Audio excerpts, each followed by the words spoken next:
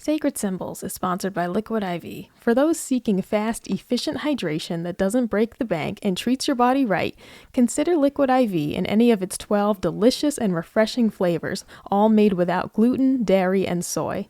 Grab your Liquid IV in bulk nationwide at Costco, or you can get 20% off when you go to liquidiv.com and use the checkout code SACRED. That's LIQUIDIV.com with the code SACRED. That's 20% off anything you order when you shop Better Hydration today using the promo code SACRED at liquidiv.com.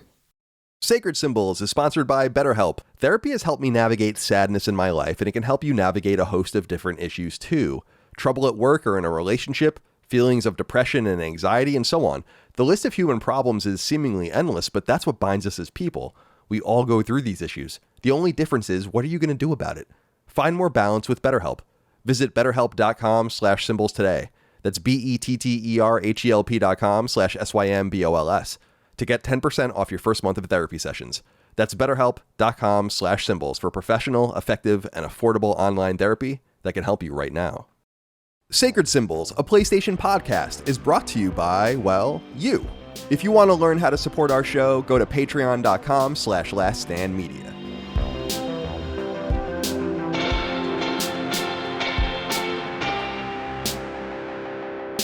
Greetings and salutations. Welcome back to Sacred Symbols, a PlayStation podcast. This is episode number 255, and it's the second time we're doing this intro because we had a rare technical issue. This was the internet's fault. Dustin. My name is Colin Moriarty. I'm joined as always by Chris Reagan. Chris, how are you today, my friend? Tell me again. Look at Dustin. He's so dismayed. Yeah. This internet here in Western PA, man. I told you, the upload is like 15 meg or 20.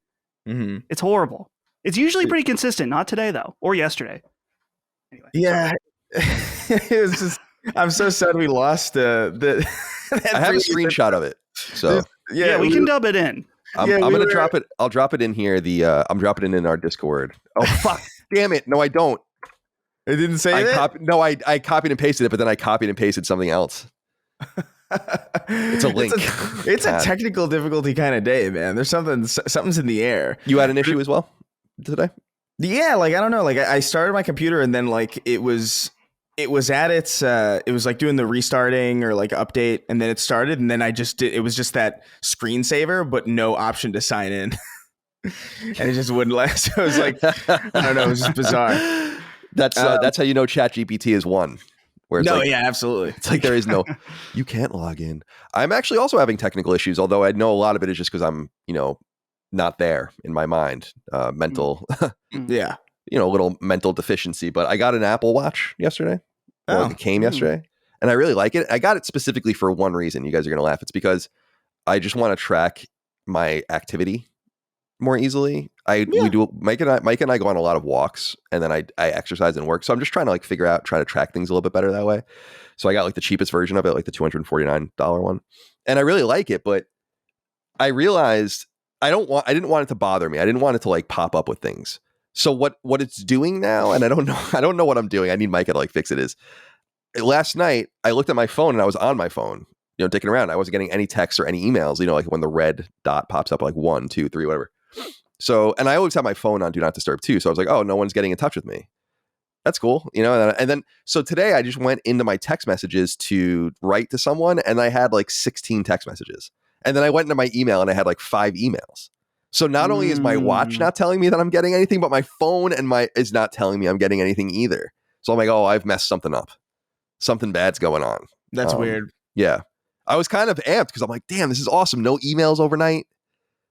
No, it's always, I kind of get I know it's sad, but it's kind of like a relief because it's always something wrong, Yeah, no, I mean, it makes perfect sense to me. It's my least favorite thing is a notification, So I get it.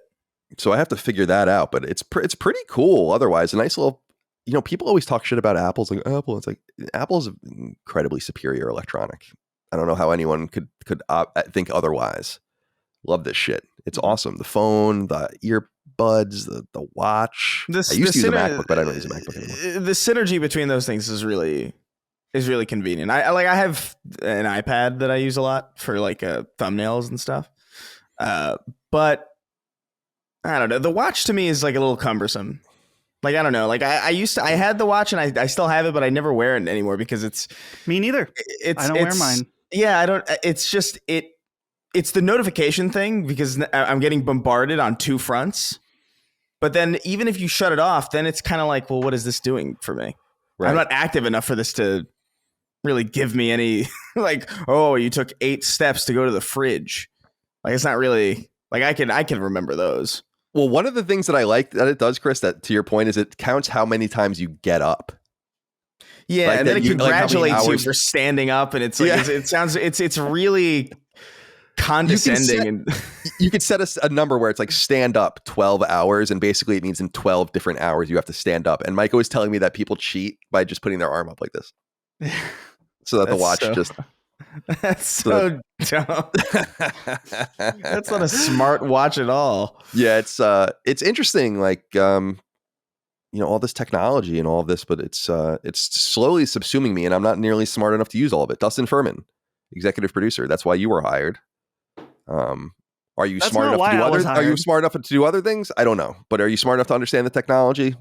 Here's the thing, Colin, that you're mentioning about the watch is that you have more power on your wrist than they had to go to the fucking moon. Yeah, the Apollo. And we use it to remind Neanderthals to stand once an hour. This is we are living the the Wall-E cyberpunk future right now. Yeah. But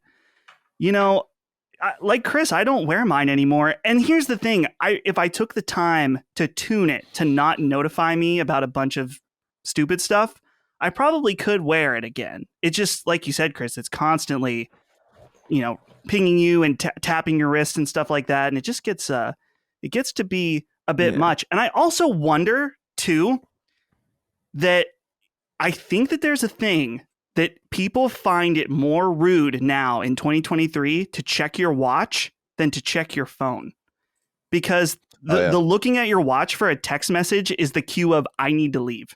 Or, look at the time. The time is more important than whatever I'm doing or any conversation. The phone also can be rude, but I don't feel like it has that same feeling quite as the watch look does. So yeah, I'm not sure. I just hate my phone. I'm sick of I'm sick of it dominating me. So while I love the device and I love what it can do, I'm trying to. Ironically, this will keep me off of my phone. Right. I think the watch. Yeah. Which is I mean, but it's just strange. A smaller phone at that point, right? Like I was listening to an interview yesterday or something when I was playing Forspoken, and I just went on my paused it and did that, and just little things like that. I think don't get you because I can't focus anymore, man.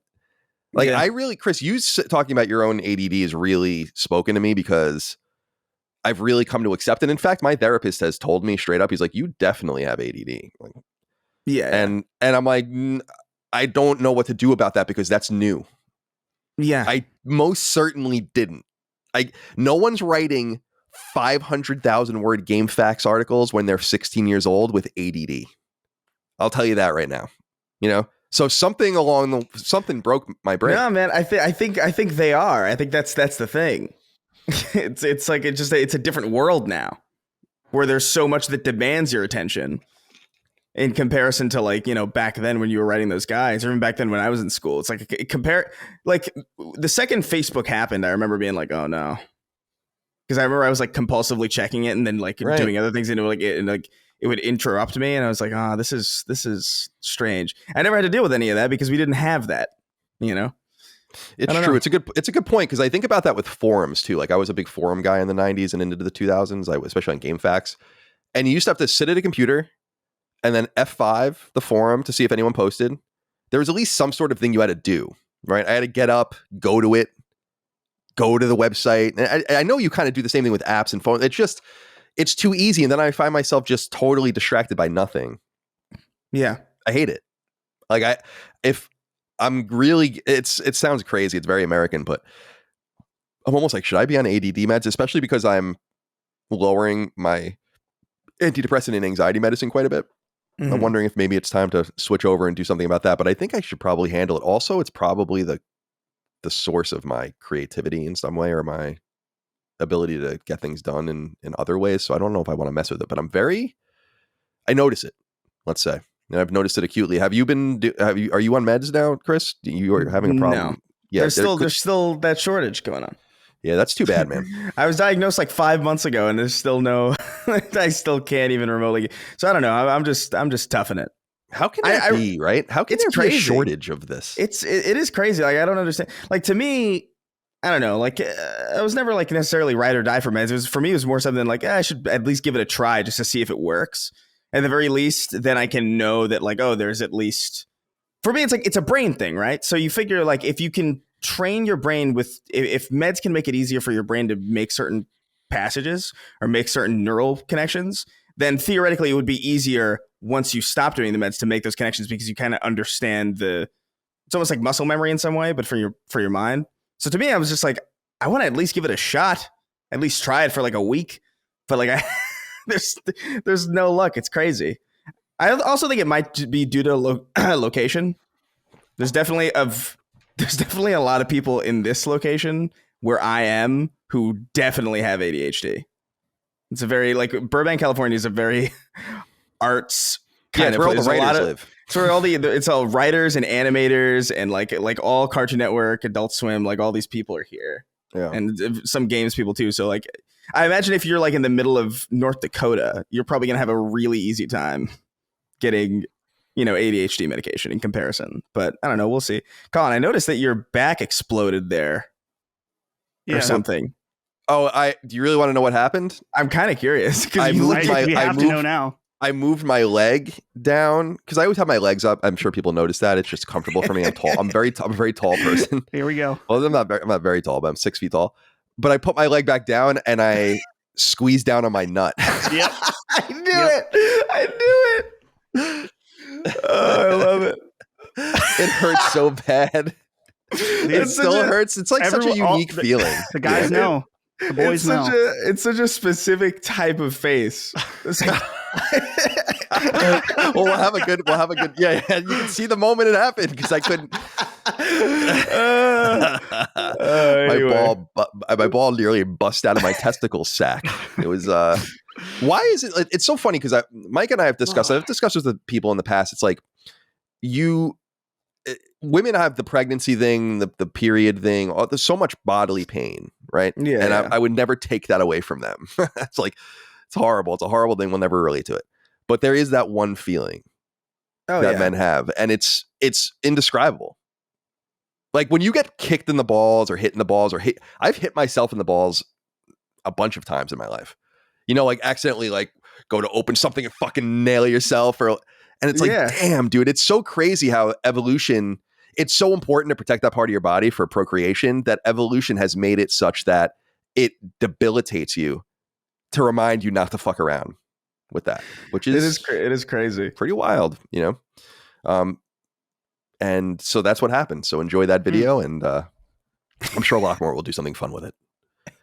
All right, my friends, welcome to Sacred Symbols of PlayStation podcast. We go live each and every week, and you can get us 3 days early and ad-free on Patreon. Patreon.com/LastStandMedia. Patreon.com/LastStandMedia is the biggest fan-funded games podcast network in the entire world. All thanks to you. We're doing better than ever. We appreciate it. $5 a month is that sweet spot. And you get early ad-free access, the ability to submit your questions, comments, concerns, thoughts, and ideas. Sacred Symbols Plus twice a week, along with Defining Duke Ultimate twice a week as well. And recent episodes have been awesome. Ken Levine episode, that's the one we've been teasing, the Ken Levine episode. Also, you guys did a call-in. I want to talk about that in a minute. David Jaffe was on recently to debate me for 2.5 hours about Game Pass. You did one with Brad Ellis at Easy Allies, Kingdom Hearts. So to talk a little bit about this, I search for a series of things like once a week or so. So like my name, Sacred Symbols, Last Stand, anything, and I Google it just to see if like what's going on, anyone talking about it. Usually nothing's happening. What I'm most concerned about is something being broken or someone hating something, right? So rarely do you find anything. A lot of it is just like, I search for Colin Moriarty once a week and it's just random Wikipedia updates that I'm in and stuff like that and whatever. It's nothing crazy. But a Reset Era where I'm banned post came up and they're crying about Easy Allies appearing on Last Stand Media. Cry. Oh, so many tears. Do you think they cry those tears when they see that we have like 14,000 patrons? Potentially. Here's the thing though, Colin, this warmed my heart a little bit, is that there may be a few, as in 3 criers on Reset Era, but on Easy Allies their fan subreddit, overwhelming support. Oh, cool. And the one person that was a naysayer immediately downvoted. Wow. So I think that they've been pushed into the darkest, most disgusting hives of villainy on the web, which is, of course, in games media, Reset Era. So good. Keep them there. Yeah, that's the Mos Eisley. Yeah. You know, you're gross. I'm in a weird mood today. But one of those episodes, well, first of all, let me read this from Whiskey. Sorry. And of course, you write in, we put up a weekly thread, you talk to us. His name was just Whiskey. Oh, that's so interesting. Yeah. I have Do you a friend know someone named Whiskey. Yeah. Oh. It was jarring. It was jarring to hear you say that as a name. Oh, okay. You know what I mean? Because it's like, what the fuck? There's no reason you should know this person. Gents, Sacred Symbols Plus has always been quality, but lately you guys have been on fire. David Jaffe was a great combo. The PlayStation All-Stars roster was a lot of fun. Surprise drop with Ken fucking Levine, and the Dustin and Chris reveal that Colin is the biggest platinum trophy snob they've ever met. You guys and gals are knocking it out of the park. I can't wait for the Crying Jim Let's Play episode and the live stream of Colin coating his underwear and platinum plating. Thank you for the consistent content. Thank you, Whiskey, for writing in. However, Feeling Indigo wrote in and said, hi, Colin, Dustin, and Chris. Oh, I'm sorry. I said, hi, Colin.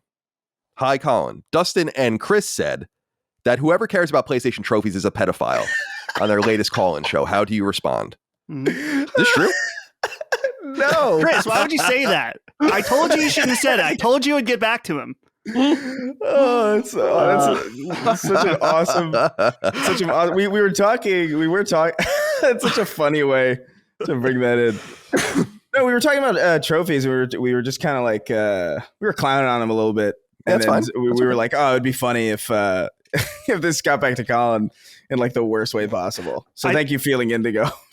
I think it was something along the lines of, I'm like, you can say anything for the write-in because we won't remember what we said. Exactly. And honestly, maybe we did say that. I don't think know. Who knows? So we're just going to go with it. I did. No, I think what I said was like, there's like kind of a depreciation value to trophies in the sense that if you have like 1,000 platinums, it kind of inherently makes your platinum less valuable. Yeah, I think it's something that I said because it shows that you're not really you're really liberal with your trophies or with your platinum specifically. Whereas like I have like 3 or like 4, maybe 5 maximum platinums in my entire, and I don't even know if that might even be more. So when I have a platinum, it's almost like, oh, that's crazy. That must speak to something about that game. You're not working on your Forspoken platinum right now? No, I'm not. You didn't platinum Dead Island 2? No, I didn't. I didn't play either of those at all. You'll be surprised. We're going to talk about Dead Island 2 later. You're going to be surprised about how well that sold. I sure am. I want to. It's a game I've got my eye on for like when the summer months kind of like are in that lull when there's like not really much to play, because it does look kind of, I don't know. Like I'm not spoken. Ooh, all right. I'm excited to hear about that. I'll tell you that. It's like I said, Dead Island 2, and I did platinum. It's the baseline for what a modern AAA game should be, and it's nothing more than that. Yeah. And but the combat's fun and the graphics are fun are nice. It's gruesome, but who gives a shit? I mean, it's not real, so that doesn't really bother me. But I love hearing other people talk about trophies because it's not like I don't know that there's something weird going on. It's not like I don't know. I was thinking about it recently. It's been a long time. This summer will be 15 years. Crazy enough, of PlayStation trophies. 15 years. And I was into them from the beginning. So it's not like someone that like came in later. Not that there's anything wrong with that. It's just that I've been actually focused on this for a third of my life, which is a little less than that, but I'm not saying it's good or bad. I'm just, it just is. Yeah. It just is what it is. And so I enjoy them, and I like playing for the trophies, but regardless of what the Sacred Symbols Plus episode is about, I'm so glad everyone's enjoying the show. Thank you for your kind words on that. Remember, of course, Defining Duke Ultimate is basically Defining Duke, our Xbox podcasts in our network, their version of Sacred Symbols Plus. So you also get that for subscribing as well. I did want to keep this in here. Dagan and Dustin at Too Many Games, June 23rd to 25th. Do you have any more deets about that? No, we're still waiting for confirmation of which day our panel is going to be, but it is going to be focused around the nostalgia of PlayStation. Since we've got Dagan from Knockback and me from Sacred Symbols, we thought that would be the perfect thing to do. So as soon as I know what day the panel it is, we'll bring it up on the show again. We're not going to remind you necessarily every week as we get closer, but if you are thinking about going to Philadelphia, we'll be there. And also, I think I said this last week, I want to do some kind of after event meetup. Last year, we just went to a brewery that had a really nice deck and hung out, had some beers. I think they had a TMNT arcade cab there that we played. It was a lot of fun. So expect something like that. And it should be cool. If you're into retro games, this is the show. There's so much stuff, so many arcade games to play, so many games to buy, so many things to check out. Last year, they had a whole wrestling setup with cosplayers. So you had Leon Kennedy fighting like Johnny Cage or something like that. And it was actually really fun, like really cool amateur wrestling stuff. So look forward to that. We'll keep you updated when we know what the exact day is. Cool. Sounds great. Finally, merch, laststandmedia.store. We appreciate you. Free shipping domestically on all stickers. We have shirts, hats, sweatshirts, and more. You can check that all out. Micah will take care of you. And finally, do leave us nice reviews on podcast services, please. You leave us nice, 5-star reviews and like the video and subscribe and all of that. Just helps us find new audiences. The algorithm likes that sort of thing. So we need you out there for that. And we appreciate you. And again, just speaking of Patreon, thank you again for the support there. I mean, it's incredible. I've said at 5 different times, probably this company has gotten bigger than I expected. I don't know how many I don't want to say I'm out of my depth as a CEO, but the company's becoming big enough and drawing enough revenue now where I'm like, am I really in charge of this? Like, how can that be? Like an operation that's this big. It makes, I was talking to someone the other day where I was like, I kind of understand why companies sometimes hire, like, it seems almost inconceivable. Like you hire a CEO, when you become big enough, because like you need someone that knows what they're doing at some point. This company can't get much bigger and have me running it. It's almost comedy. I'm talking to lawyers. I'm talking to accountants, doing ad deals. I just want to write and play video games and hang, just be, bro. Yeah. Just kind of hang in the cut. All right. I wanted to give a shout out to our new show. And so did Travis Terry. And a lot of people wrote in about this on Patreon and said, hey, CDC, just wanted to give a shout out to Dustin on being fantastic and a fantastic host for the Punching Up podcast. Excited for the next show. Dagan, Micah, and Gene were all great as well. Take care, and thank you all for the great content. So for the uninitiated, especially those on free feeds or people that don't tune in too much to our other stuff, we launched a show earlier this year called Constellation. And usually that would be the end for a while. We like to launch a new show. That show has already become bigger than we anticipated. We're doing it more than we thought. But we couldn't resist this idea of doing a Nintendo podcast, which we've bandied about for several years. So we're calling it, or we've called it, Punching Up, which is a great name. Dagan did all the art and the animation for it. Ramon did the music. It all came together, and it's great. People love it. The first video, and I haven't looked at the audio data yet, but the first video is doing great traffic, and I'm super proud of you guys. Happy for it. I'm happy to not be involved in it. And I know it sounds like a lazy thing, but it's just, if Last Stand is going to become more than just revolving around me, then it must indeed continue to not revolve around shows that I'm on. And so it's awesome to see something new with 4 faces, including Gene Parker, the Washington Post, who we reeled him in. Yeah. I'm so happy to have him on board. It's awesome. So, Dustin, what are your thoughts? Congratulations on the great reception. I'm seeing a lot of people compliment you specifically on being a host. I almost wish you could host this show so I can just kind of roll in. Well, maybe. I don't know. If you ever, you're going to go on a honeymoon. So Chris and I are going to have to take the reins at some point for at least an episode or 2. Yeah. So we'll be gone for a while probably. You might be doing a few. Yeah. That's going to be something. But yeah, thank you so much, everybody, for the reception on the show. Just because, I think I said this on Discord, is that no matter what, even if you have the best audience in the world, which we do, it's always scary launching something new. There's a lot of self-reflection, thinking, are people going to like this? Am I going to do a good job hosting? Because especially a first episode, there's so much riding on it. There's first impression, of course, is everything. So to hear the positive feedback on episode 1 has been great. And by the way, if you are a free feed listener, we are now available on Spotify and Apple Podcasts. So you can go there, check it out. Right now, we're number 5 on the top charts for leisure. Specifically, we just beat out Duck Dynasty. Thank God. Wow. So shout out. It won't last forever, but the ratings and reviews are what help us keep us in the charts. So please go review all of Last Stand shows if you haven't already, or if you're a patron and you don't even use those services. It helps us out a ton to grow and find new audiences. So yeah, we'll be back with a new episode of Punching Up, not next week. Well, next week not next week for patrons, but next week for free feeds, just because it's every other week. But right. You'll know. It'll be on our socials and Patreon and stuff like that. So am I open to doing the show every week? I don't have to do anything, so I don't care. No, don't say. People are already bringing it up. People are saying, I'm like, no, we can't. No more shows. No more shows. Yeah, I mean, no, this. Yeah. I mean, for now, I would say this is the end, unless the company fundamentally changes or we get rid of one of the shows that we have already. Like, earnestly, the show that does the least traffic now is Knockback, right? So that would be the next show probably to go if we were to. And I'm not sure that I do it because I love doing it. Dagan loves doing the show, and it has a really loyal audience. I would say about 10,000 people between audio and video watch or listen to every episode at least, which is in the top 1% of 1% of all podcasts. But for our shows, it's not great.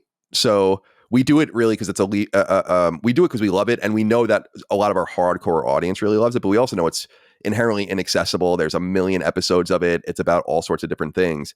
So I do think if we were to, I mean, honestly, just honest with the audience, if there was an insistence that we did another show, that's probably the one that would have to go. You know, because doing more than one show a day is just not happening. That's just, we're not a cable news network.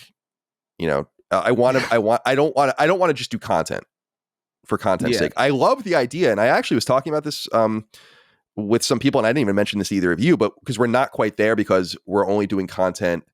The Nintendo show is only every other week. But if that were to go every week, just as an example, where we had a show that went every week, we would have a show every day of the year. And I think that that's kind of a cool thing, like 365 days, 365 shows, 365 days, 365 episodes, and kind of have like this thing where it's like you can rely on us every day for one new thing, right? That can keep you company. And maybe you only listen to 20% of it or 30% of it. Some of you listen to all of it. But the point is that I think that that's kind of where we're going. And I think that that's where we will stay. Because like I was saying earlier, I don't know how to run a company bigger than this. And to have more shows than this would require, it's too much. Yeah. And I only want to do things we're passionate about. People, and no disrespect to them, but people over the years have pitched us on doing a Nintendo show. Many people. That we don't know. Some people in the industry, some people that are just trying to get their names, started or whatever. And it's like, no. I appreciate people thinking about us, but it's we had to do it our way. And so we did figure out a way to do it our way with our people. And I don't know. I don't even know what some people are talking about a PC show now or whatever. It's like, no, that's more like Xbox. That is the PC show. But I'm so glad that you have anything you want to add, Dustin, before we move on? That's it. No, just really happy for the opportunity and thankful again to the listeners. And here's the thing, what I would say, even if you're not a Nintendo person, check it out. It's a really fun listen. I specifically designed the show, at least from the beginning, and it's going to morph and change, is that it is a Last Stand show through and through. It has write-ins. It has that feeling, but it's not like Sacred Symbols or Defining Duke. It is less news-driven. And that's intentional from a company that isn't really a news-driven company all the time. So, if you're looking for something that feels maybe a little lighter, then give it a listen. Yeah. Well said.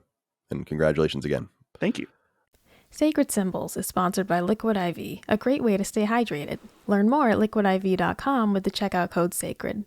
So Colin and I live down here in the south, and it gets really, really hot around these parts. So hot that Colin often looks like he just got out of our pool after he mows the lawn, or even when he just goes outside to randomly wander around the yard like he sometimes does.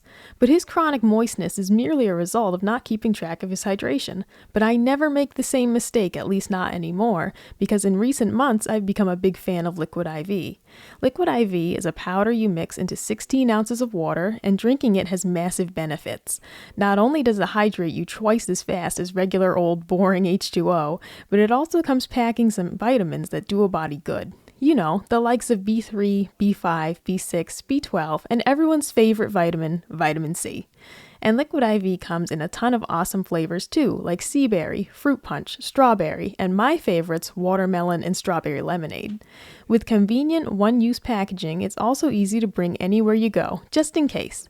It's outdoor festival and concert season, of course, which is great for Liquid IV, but I find its uses even simpler than that, as a great companion on my daily walks around the neighborhood or if I'm gearing up for a workout in our home gym. The reality is, I love Liquid IV. I've been drinking it a lot since it came into my life, and I think you'll like it too. For those seeking fast, efficient hydration that doesn't break the bank and treats your body right, consider Liquid IV in any of its 12 delicious and refreshing flavors, all made without gluten, dairy, and soy. Grab your Liquid IV in bulk nationwide at Costco, or you can get 20% off when you go to liquidiv.com and use the checkout code SACRED. That's LIQUIDIV.com with the code SACRED. That's 20% off anything you order when you shop Better Hydration today using the promo code SACRED at liquidiv.com. Sacred Symbols is sponsored by BetterHelp, the accessible, affordable, and effective brand of online therapy you can try for yourself at betterhelp.com/symbols. My friends, if you're not feeling up to snuff, you're no good to anyone, least of all yourself. And while it doesn't take a lot of coaxing for people to understand how to take care of their bodies physically, it's another thing entirely to get folks to focus on their mind, spirit, and mood. This is why I'm an advocate for BetterHelp, online therapy that meets you where you are, lowering the barriers of entry to such a degree that you really have no excuse to avoid working on yourself. And listen, you're not alone. I've used therapy on and off for years, tracking all the way back to my early 90s childhood. Hell, I'm seeing a therapist once a month as we speak because I really truly think it's important. It's helpful to talk to someone about whatever's on your mind in privacy and with the knowledge that the person listening is a professional. Now, this can all be done in person, sure, but that's not how everyone likes to approach therapy, and frankly, there's no reason why the power of words can't be heard and felt from afar. Otherwise, Gutenberg was kind of wasting his time all those hundreds of years ago. Through the unrivaled power of the internet, BetterHelp allows you to connect with a licensed professional therapist from afar, and you can speak via video, audio, or even just text. So really, it all becomes about you, what you're ready to do, what you're ready to talk about, the work you're ready to do on yourself, because BetterHelp is waiting, ready to line you up with a therapist that's eager to help. And if you don't like who you're matched up with and think someone else may be more useful for you, BetterHelp will make a new match with no additional charge. Therapy has helped me navigate sadness in my life, and it can help you navigate a host of different issues too. Trouble at work or in a relationship, feelings of depression and anxiety, and so on. The list of human problems is seemingly endless, but that's what binds us as people. We all go through these issues. The only difference is, what are you going to do about it? Find more balance with BetterHelp. Visit betterhelp.com/symbols today. That's BETTERHELP.com/SYMBOLS to get 10% off your first month of therapy sessions. That's betterhelp.com/symbols for professional, effective, and affordable online therapy that can help you right now. All right. Luke Douglas wrote in, related, said, "Greetings, Colin and Co. With the cavalcade of content coming out of The Last Stand Cooch, do you have to call it that? Yeah, let's relax. Should we expect an increase in the cost of our patronage?" The answer is no. This is an important thing I want to underline. I am not interested in wringing you dry at all. I'm interested in getting a little bit of your money every month. That's what we're interested in doing. Like, just a little bit. And a little bit multiplied over many people goes a long way. We don't need more than you can give, and we're not going to raise prices. As I've said, I think in the past, there's probably going to be a future where we get rid of the $1 tier. Not because of any other reason than I think it's just, there's not that many people at it, to be honest. We wouldn't lose that money getting rid of it, and it would just make things a little bit easier. But even if we did that, I would announce that probably 6 months or a year ahead of time and make it so that as long as you're at that tier, you can stay there forever. you know, and then I would just move up the $1 tier to the $2 tier or whatever perks. That's just to keep things easy on the Patreon side. We have like these, maybe one day I'll show it to you guys, like, you know, obviously heavily redacted, but we get a bunch of data, and just the dollar data it just indicates that there's not a lot of churn there. People get in and they get comfortable at a higher tier. So is that in the future? Maybe. But like I said, I will let you know so far ahead of time that you can make decisions based on that, and then get in and lock yourself in there and never worry about losing your perks. Because I really do believe that by asking for more and more and more from your audience, it's a big mistake. Yeah. I think at some point people look at it and they wonder, why do you need so much money from us? Like, there's no way people that are at the $10 and $25 tiers, which is awesome. We have a shit ton of people at those tiers. It's great, but that's even above and beyond. Those are the people that want to go above and beyond. So you make that a choice, right? And you give them little perks for that. But putting the content behind a paywall that high would be totally inappropriate. Unless inflation gets out of control or we start to really decline, in which case we would have to make some heavy changes, which I don't foresee happening, but that could happen. I would imagine $5 tier will be a forever thing, you know, because again, I want it to be that you don't even care, right? It's like $5. Who cares? That's what I want to be in your mind, not because it's a little bit of money, but because you feel like you're getting so much value for it that it's irrelevant that it's $5 for you. And that's different than like a $20 YouTube subscription or HBO Max, or it's just important to me for people to understand that the idea is not like some get rich quick scheme or to like maximize value. Because if that was true, and I've said this before, we would do sacred symbols every day. Yeah. and it would be huge if we did it every day. There's no doubt. But that's stupid. That's not what we want to do. That's not who we are. That's not the kind of content we do. And we don't want to treat our audience like that either. So I want to thank everyone out there again for your love, kindness, and support. Understand the intent behind this. The $5 tier is by far the most popular tier. That's where most people are, or higher than that, vast majority of people. And we're glad that you guys extract value out of it. I've gotten messages from people and seen lots of things recently saying, especially with Punching Up going and even with Constellation, people saying like, how is it that you're not raising prices? Like, how is it that we're getting value out of this? How is this only $5? And the reality is it's because there's a lot of you doing it. So it allows it to just be spread out like that. And we appreciate it. It's awesome. Yeah. Thank you. And thanks for supporting our advertisers too.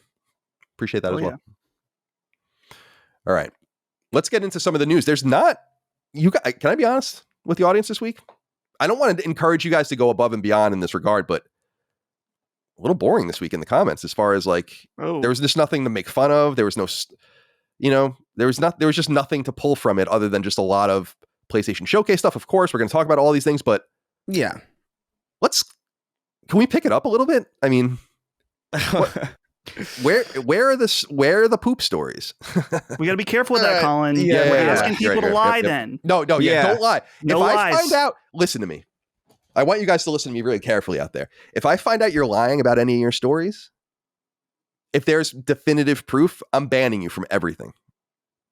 From Patreon, from Discord. Yeah. You can't. We need to have an accurate record. Yeah. 100%. I think for the annals of history. Chris? I hate that word. Every time I say anal, I'm always like, I'm going to say anal. No, I know, but like, even when people say like, oh, that person's really anal about that, it's like, what? Why are you saying that for? Yeah. I understand it's a word. I understand it has meaning, but like, don't. Yeah. There's like what, 200,000 words in the English language. You have a lot of options. Get a thesaurus. I was always a big fan of the thesaurus as a young writer. Oh yeah. Love it. It's great for insults. Yes. And not having to use, I don't know if you guys are probably old enough to use a real thesaurus, right? Like a book. Yeah. That shit sucks. Mm-hmm. But doing it on Google, that's good stuff. Yeah. All right. I don't even know what we're talking about. Tom Barber wrote in with a correction, said, hello, CDC. Small correction. During the additions to PlayStation Plus segment last week, Colin listed Eidos Montreal as a defunct studio. Eidos Montreal is still very much around and makes games, so it's possible you confuse them with Square Enix Montreal. another team that was also part of the Embracer Group sale that did get shut down recently. That is what I was thinking about. Thank you for the correction on that, Tom. Let's correct the record. No fake poop stories, no wrong publisher declarations. However, the big news this week that everyone wants to talk about is that a PlayStation showcase is happening, a showcase showdown, as I like to call it, May 24th. We're obviously going to cover that on the next episode. In fact, I don't know how it's all going to work out, but I would like to publish that episode immediately. We'll see what happens. You know, it's one of those things where we're excited with everyone. We want to be there with you. Mm-hmm. But I also don't know what the production realities are going to be. Is there any news that we're going to miss if we do that? We're going to have to play it by ear, but I think it's going to be a good one for us. We're going to obviously get crazy with it, but here's what, well, you know what? Let me back up. Leah's Cool Jenkins wrote in and said, "Hey, Sacred Dude, do you think that the PS5 is about to peak in 2023? We're 3 years into the life cycle of the console, and traditionally it's around this point that we have seen devs really pushing hardware and showing what it can do. Games like Dead Space and the upcoming Final Fantasy 16 look the part, don't they? Are we at that sweet spot yet? Or have we yet to see the best from PS5? I must say, in my opinion, it sounds like we're maybe going to get the best. The best is yet to come. And this is because the showcase is Wednesday, May 24th, 1 p.m. Pacific time. So that's 4 p.m. Eastern that day. And it will broadcast on, obviously, YouTube. Now, it says a wealth of new games and new IP are headed to PS5 and PSVR 2. The show will run a bit over an hour, focusing on PS5 and PSVR 2 games in development from top studios from around the world. Expect a glimpse at several new creations from PlayStation Studios, as well as spellbinding games from our third-party partners and indie creators." People want to know. A lot of you wrote in. I took none of your inquiries because it was all the same thing, which is saying, like, what do you expect? Now, I want to hear from each of you about what you guys expect, what you think. Are you excited? But we're going to save the deep dive for Sacred Symbols Plus episode. I don't know if Chris is going to be able to do it, but we're going to record it, and that will go live actually right after, the day after this goes live on Patreon, and we'll really get into the weeds on what we expect. But here we can go at a top level. And so, Chris, let's start with you. This is the first showcase since September of 2021. Yeah. And that means that, in my opinion, virtually anything is possible. I wonder what you think.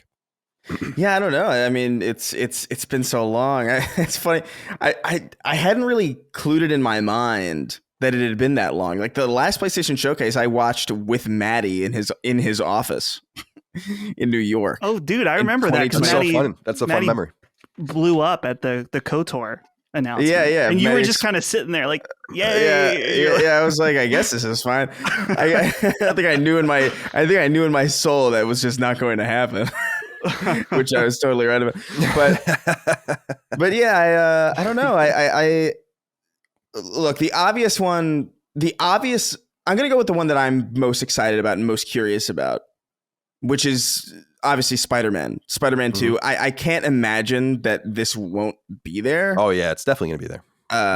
It seems like it's on track. We had the voice actor kind of leak the fact that like he's going on a press tour in August. So like I think it's pretty safe to say that that's going to be there. What I'm most curious about specifically with Spider-Man is how different it will be, if at all. Because there's a pretty good argument to be made. It's like, why, what's the adage? Don't fix what isn't broken. Yeah. And Spider-Man isn't broken at all. Spider-Man is arguably as good as it needs to be. I would like maybe a little bit more involved physics-based swinging. That'd be cool. Like, I don't know. Maybe we'll see. We'll see what goes on. But I would love a deep dive into that. I want to know what the hell that game is going to be. And I want to know if it's co-op. Because if it's not co-op, really weird way to tease Spider-Man 2 when you first showed it. Yeah, it definitely at least indicated some sort of different playable character. I think some people gleamed out of it. Maybe it's in a Spider-Verse type thing, Yeah, I can see that. I think that's guaranteed. Like that would be something I would put $1,000 on, no problem, right now. To just say, yeah, Spider-Man will be there, gameplay dated. Yeah. With a September release date, maybe Let's even the first thing. The date, though. What'd you say? I said, let's talk about the date for a second. Yeah, please, go ahead. Starfield, September 6th. The ballsy move. The same day, that's a Wednesday, which isn't traditional for Sony. Yeah, Friday would be a traditional day. The balls to the wall move, September 1st. I think I think the even ballsier move would be the 8th, just to like let them come out and then just immediately come out on top of them. But I don't think they give a shit. I heard that the date might be the 29th, which I think would be interesting, but we'll find out one way or the other. I have no clue. Yeah. I was actually talking to someone in Insomniac recently. We didn't talk about the game, but I know they were just saying, working hard on it, getting things done, and they know this is a big one and they need it because there's nothing else to really talk about this year other than Final Fantasy 16, of course, which we're excited about, and I imagine that will be there as well. Dustin, you have anything you want to add about your expectations for the show? Yeah, this is really exciting on multiple fronts. Just as you mentioned, it's been a long time since we've had any kind of information or we've had state of plays, but those really aren't quite the same. So, when it's called a showcase, that it's going to be big and exciting. The big points for me, first of all, is that they made clear that there's an emphasis on PlayStation VR 2. And boy, does it need it, because that launch was, we'll say, mixed. I think that's the fairest way to put it, is that it was a little mixed, and now it's just been really, really quiet, and people are looking for justifications on why they bought the hardware, and also if they should buy it. It needs a shot in the arm right now very badly. So I'm excited that was officially part of the announcement of the showcase. And then, Colin, you're really right in that anything really could happen. I wonder what kind of third-party stuff could also be included. Maybe it's our first look at Final Fantasy VII Rebirth. Now that the marketing for Final Fantasy 16 is nearly complete, maybe it's time to get people to start thinking about the next thing. Kingdom Hearts 4 also could be something that we could see as well if we're looking at Square Enix and their new kind of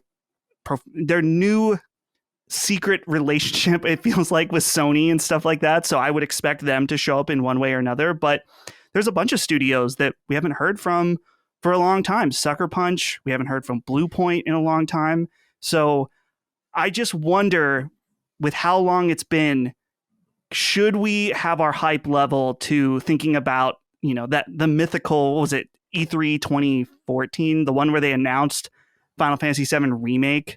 There was a few that they had that were just absolutely incredible, where it was just multiple amazing announcements. And it feels like that's what we could get right now based on how the stars are aligned with their studios. Yeah. Yeah.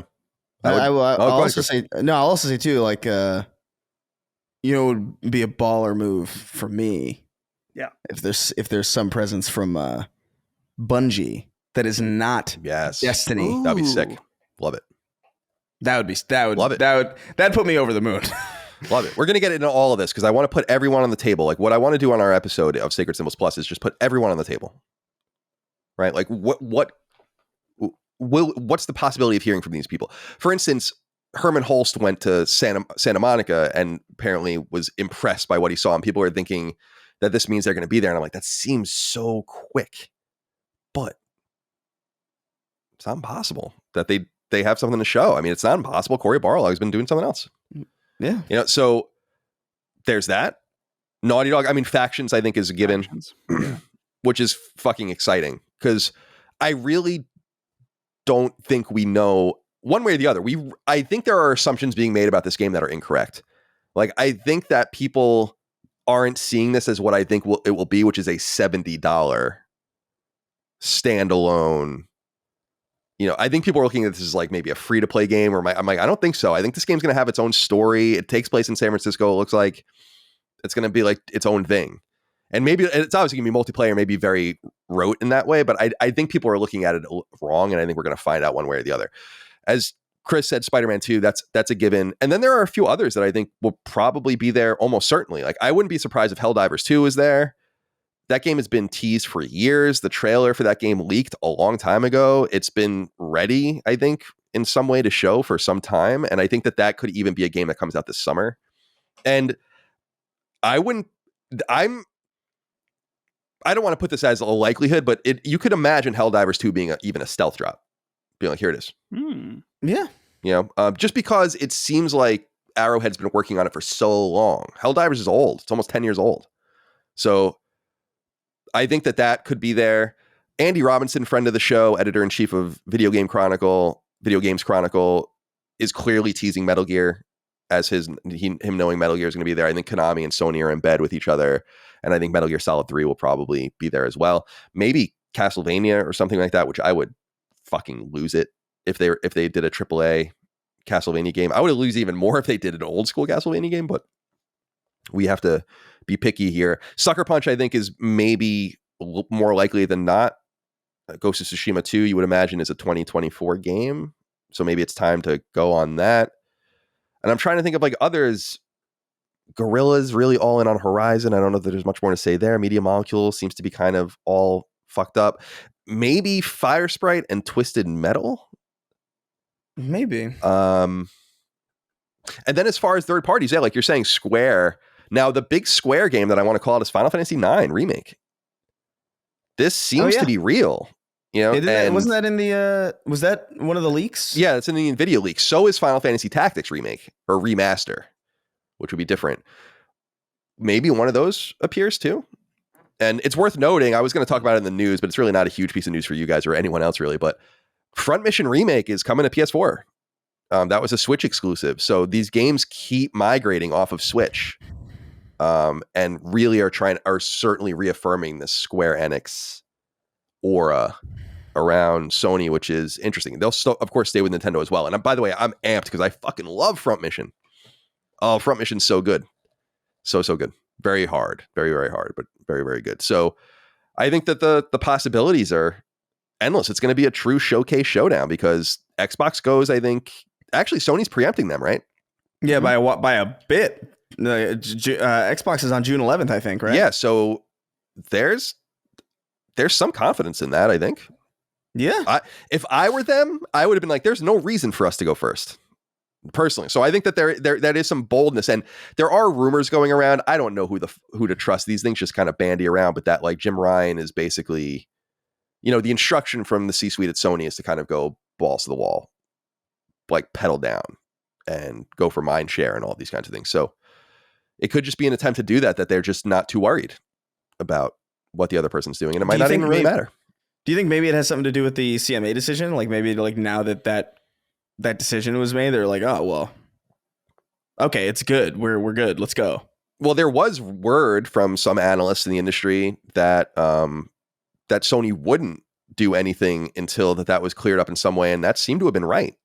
You know, so there's still obviously the EU approved it, but it's still got to be approved by the FTC. I think people that think that's going to go, that this is going to happen the way it is, I think are maybe not quite living in reality. But because I was actually watching Lena Khan interviews where they seem pretty clear about their stance on this. I don't know what a court has to decide it ultimately. So anyway, Dustin, you had something more you wanted to say.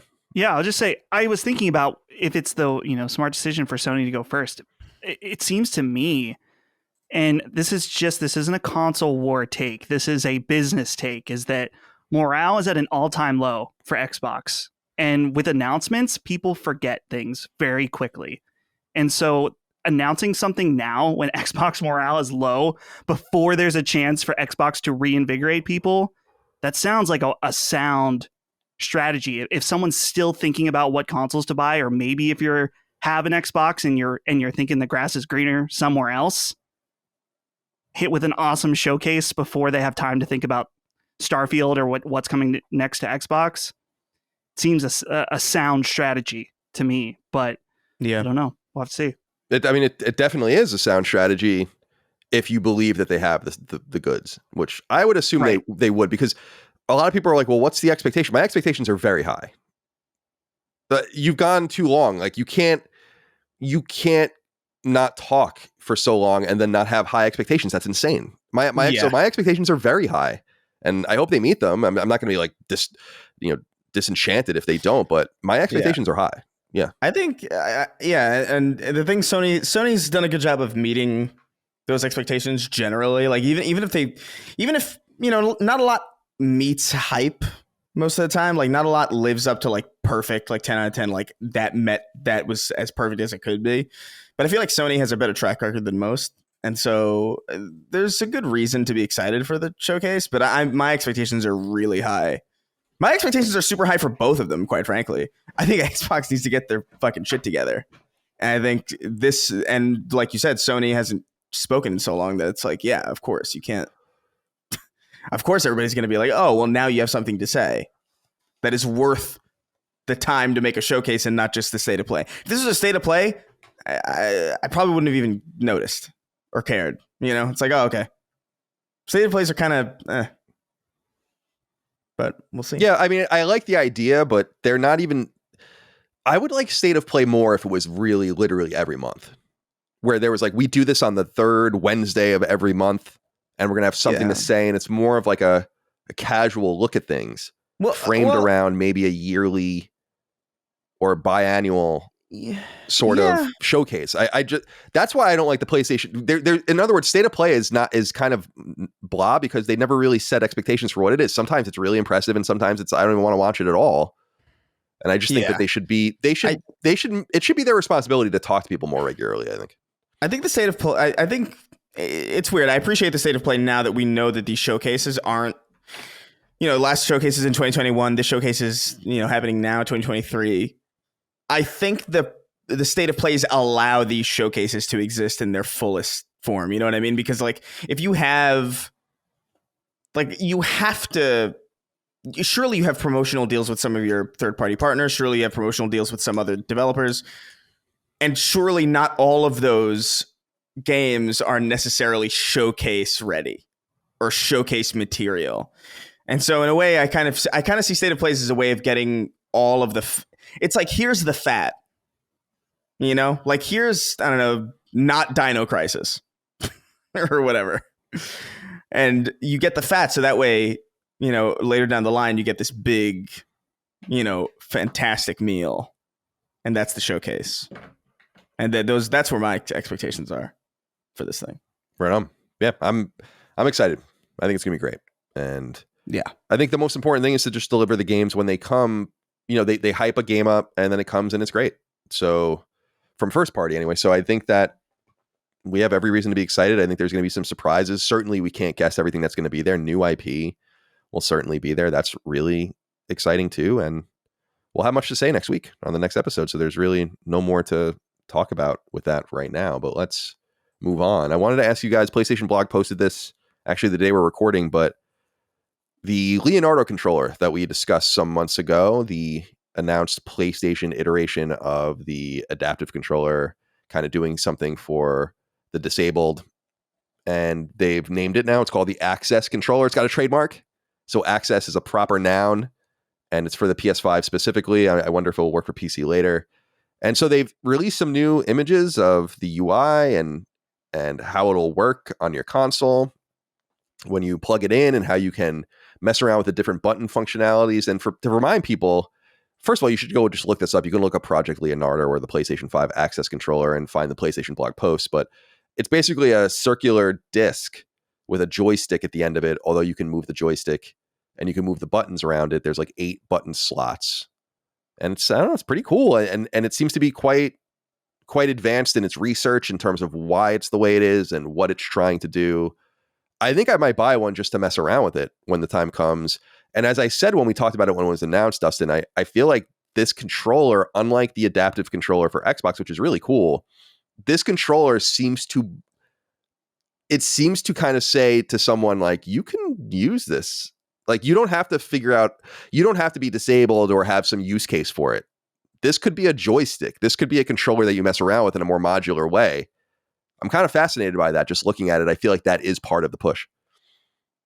Yeah, absolutely. And I think it's cool too. They mention how you can have 2 of them at once, and you can use that, or you can use one of these and a DualSense if that's easier for you.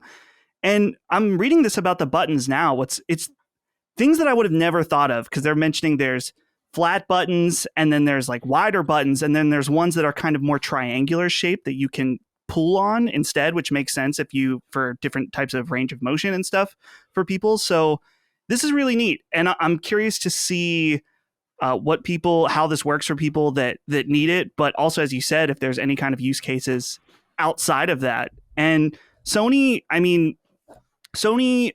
don't know if to say they led the charge initially, but they're certainly one of the leaders in accessibility for gaming. You look at their accessibility options in God of War and Last of Us, and it is just truly extensive. And that's fantastic because, more people gaming is always a good thing.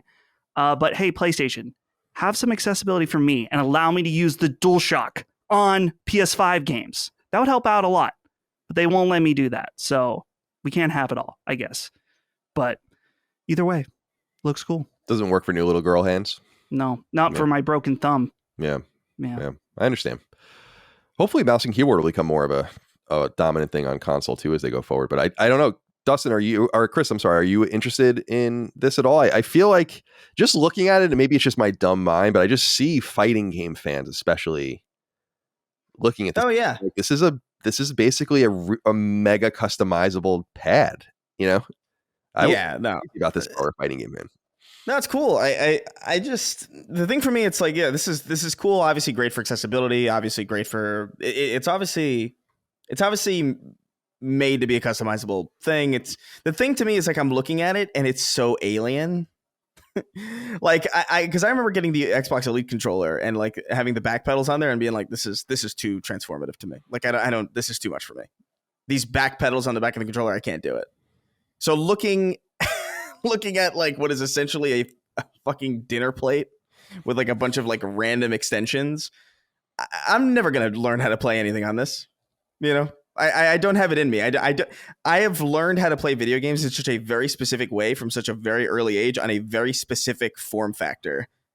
Even if that form factor like slightly varies in like width or head or weight or height or whatever you want to call it, it's the same general form factor. That DualShock, even original Xbox, style, like 2, you know what I mean? Like that controller form factor. I cannot do anything else. I used to play Guitar Hero on controller. So like did you like the PSP one? Do you remember the PSP Guitar Hero? I didn't play the PSP one. Oh, is that the one with the like the weird Like, I thought that was so cool, but I didn't have it. No. So like I don't know. I'm probably not going to buy it. I know myself well enough to know that I wish I was interested in fucking around with it as much as I think I am, but I know I'm not. I'll leave it for the people who need it or are sincerely curious. Yeah, I mean, obviously, it's ultimately for the people that need it, but it just seems to me that they're obviously going to try to. You want to get as big of a community as you can using it. And it's got like this big joystick you can put on, and yeah. Do you think it'd be staring at pictures of it? It's pretty cool. It'd be a pretty funny news story though that no disabled people were able to get it because it was hoarded by all the geeks who just wanted to fuck around with a random. Indeed. That would be predictable, and hopefully that doesn't happen. I doubt that will happen, but yeah, it's cool. I'm looking at it. I'm just staring at the pictures. Yeah, the UI stuff. Anything else interesting to say about it? I guess not. But moving on, it's funny that you say you're used to playing games in a specific way, because I feel the same way actually, where people forget, and I think younger people might not even know, that even when shoulder buttons were introduced, so on like the SNES controller, we didn't use them. Like you didn't use these buttons until really, I would say the PS1 era a little bit, but really the PS2 era is when you started using triggers. So we were all on the face buttons. Even when you go back and play Grand Theft Auto 3, you're driving with the X button. It's very, very funny. So it's funny that you mentioned the SNES shoulder buttons, because those were barely used at all. It's almost like they knew they wanted to add triggers at some point, and so Nintendo was like, "Listen, let's just like get them used to it." Totally. Yeah. I cannot even, you don't have to write in, I'm sure there's plenty of them, but I can't even think of any games where they're very useful. I remember you can cycle weapons, I think, in Mega Man X with it and stuff, but your mind was just, to the point you're making, we were so face button oriented. Now we are so trigger oriented and stick oriented instead of D-pad oriented, to the point where when I'm playing some of these side scrollers, they default to movement on the stick, and I'm like, this is so foreign and strange. Why would you do that? What? Oh, Dead Cells was the game I was playing where I had to put it on the D-pad. Like I had to go manually do it. Why would you think I would want to play that game on a stick? Oh yeah. I had to do that too. That's crazy. I did that as well. At least they let you do it. Like, because I definitely played video games where like they don't let you do it, and I'm like, that's crazy. That's insane. Yeah, you have to go and do it on a system level, which is just annoying. Yeah, you have to mess with like a .ini file or something, and it's like, yo, you gotta relax, chill with that, chill. All right, let's see. What's next? Oh, Sega. I wanted to bring this up. This is from Video Games Chronicle. Sega suggests it could become the latest publisher to raise game prices to $70. I feel like, are people still upset about this? Yeah, they are. Talk to me about it. I don't know. I just see the feedback regularly at different forums. And I get it. In some ways, there are people that are saying, well, they're raising the price of $70 games and we see more and more broken games. I agree. It's an unfortunate mix of timing and your money. If you're paying $70 or $60, actually, you know what? If you're buying a game, it should work, right? It should work definitely without issues and without being a stuttery, broken mess. But I don't know. I feel like we're kind of mixing up the different issues going on here. The total lack of understanding around inflation, to me, is always the most baffling thing. And we've said this before, but Colin, I think it's worth stating again. Go look up a KB Toys or a Toys R Us ad from 1999 or something like that. When you see the Super Nintendo, you know, yeah. Look at the prices of Super Nintendo games back then. Look, and think about complaining again about $70 games. I know. I'm sorry. I'm going to get shit for this, but just think about inflation and how much harder it is to make games and how big the budgets are. And I get it. There's a different type of volume involved, but they're still cheaper. Still. Yeah, and I think the volume thing is overstated in some way because, and this is something Jaffe was saying that we've brought up in the past when I was talking to him, which is like, you can't, the amount of people buying core games does not move. It just stays the same. And this was something that was argued by Sean Layden back in the day, where they think it's like 250 million or something people at any given time. People flood in, and they flood out at the same number. And so you have the same target of people, and people are buying more of the big games, but there are fewer million sellers than there used to be. Like a game reaching 1 million sold used to be a big deal. In fact, that was a big deal until 2 generations ago, but many, many games did. Now you have games just dominating at the top and games doing worse at the bottom, but it's the same amount of people. And I don't think people think about that, but it's true. And so I think that's a really misapplied thing. But I also think, to your point, and I don't mean this because I think most people do get it, but I do think there are earnestly some people that just don't get inflation. They don't know what it is. Yeah. Or different levels of currency between countries. Right. Like when people are like, I paid $120 in Australia for this. I'm like, you realize that your dollar and our dollar, they're different, right? Yeah. You get and that. A different minimum wage too. Not that totally equates, but if you think about an American minimum wage versus an Australian minimum wage and how many hours it would take someone at the base level to buy a game, totally different. At least our schools aren't shooting galleries. Oh, have you guys... Yeah. Dude, that's true. At least they aren't. Go on. Yeah, I don't know, man. I think I get it, and I understand there's a lot of factors. At the same time, I understand the frustration from the consumer when it's not necessarily that $70 is too much. It's kind of, it goes back to what we were saying really, really early on in the show about Patreon, right? About how like the $5 tier, it's like it's not about like $5 being, you know, expensive. It's about $5 being like, oh, that's a lot for $5. Like it meets the value. And to a lot of people, they're like, oh, you know, $70 is expensive. Yeah, sure, that's a lot of money. But it's also like, oh, Xbox is going to put out $70 games now. And it's like the first one is Redfall. And then people see that and you're like, what the fuck is this? Totally. You know, like, I totally agree. Like I totally get it from the consumer perspective when you see a price hike and it seems to coincide with a severe quality dip. Like I understand that initial frustration. And I honestly think most people are happy. Like most people are like, yeah, Zelda's $70, whatever. We'll buy it. Oh, Spider-Man, $70, we'll buy it. You know, if it's something they're confident in, it's more so the fact that it's kind of going across the board and like, and quite frankly, Sega, like, I mean,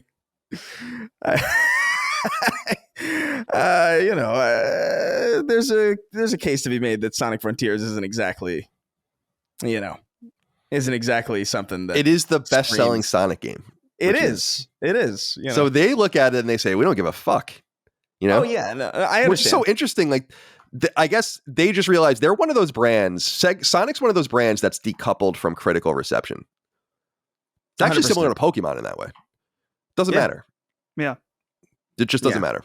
And yeah, so I think I'm sorry, I interrupted you though. Is there something more you wanted to say? No, I just think it might be people not really understanding inflation. It might be this kind of like general financial ignorance, but I also just think on a core level for the consumer, it's less about $70 being too expensive and more about $70 not being justified by what they're getting in response. Well, that's why I think we have to get rid of this idea of universality of pricing, which is actually a product of the cartridge era, where you could buy new games for $30 or $40 and new games for $100 same time. They would come out the same week. You could buy a $40 game, Phantasy Star 5, $100. But some, Home Improvement on SNES, $40. But they could have come out the same week. That was the way it was, though. People understood that more intrinsically. And I don't know where that went. I do think that understanding still basically exists. And I think because of the true level of inflation, there's inflation over time no matter what, unfortunately. And so I think it becomes a passive thing that people don't understand. But I do think more people now than ever understand inflation, because how could you possibly not understand when you go to the store that it's all fucking crazy? I still can't believe it when I go there sometimes and buy groceries or buy things. I'm like, why? Holy mother, man, it's crazy how and I remember when things, and I feel like an old person because I was like, man, this used to cost this. I'm actually earnestly saying that. Yeah.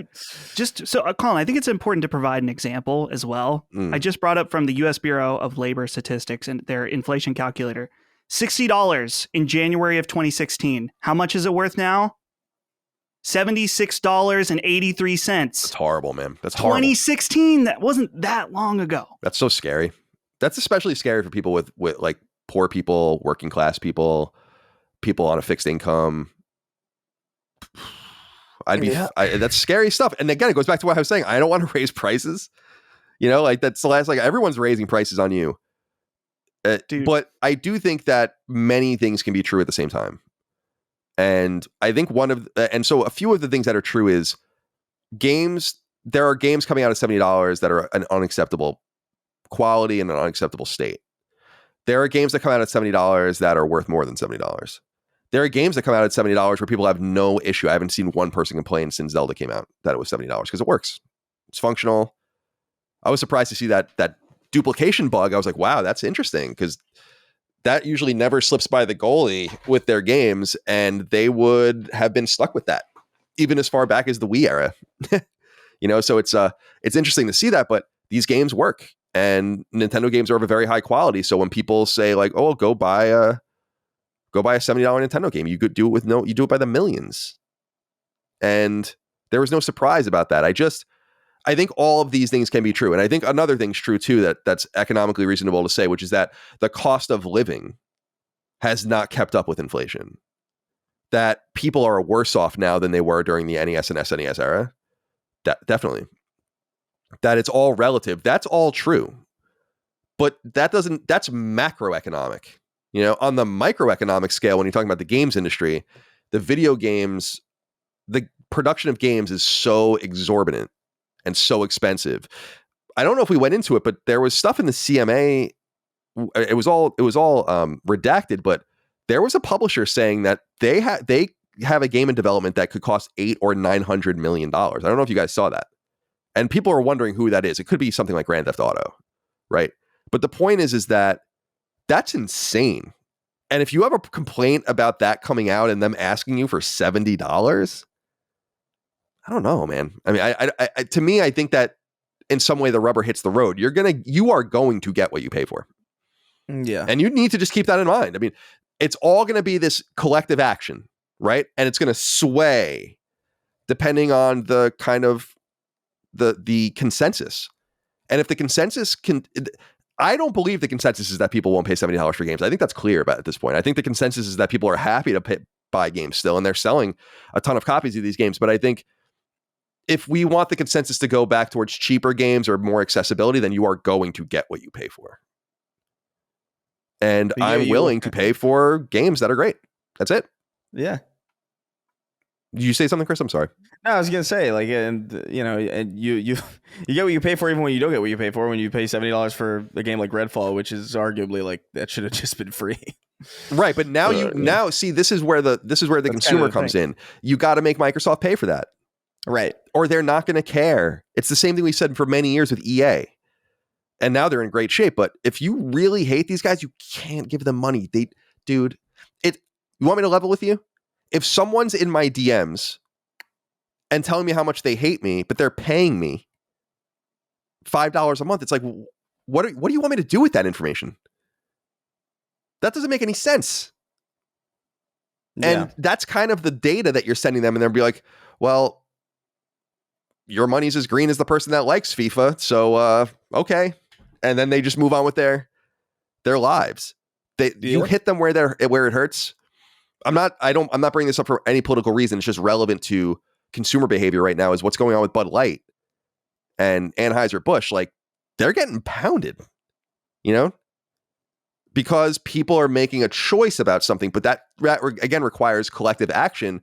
And the collective action in games, you would think, would be, this $70 game is so unacceptably bad that we cannot believe that you released it, and we're not buying any more of your games. But no one has that patience, and we all do it. I do it too. I just paid $70 for Forspoken. Ooh. You missed the sale. Oh, was it on sale?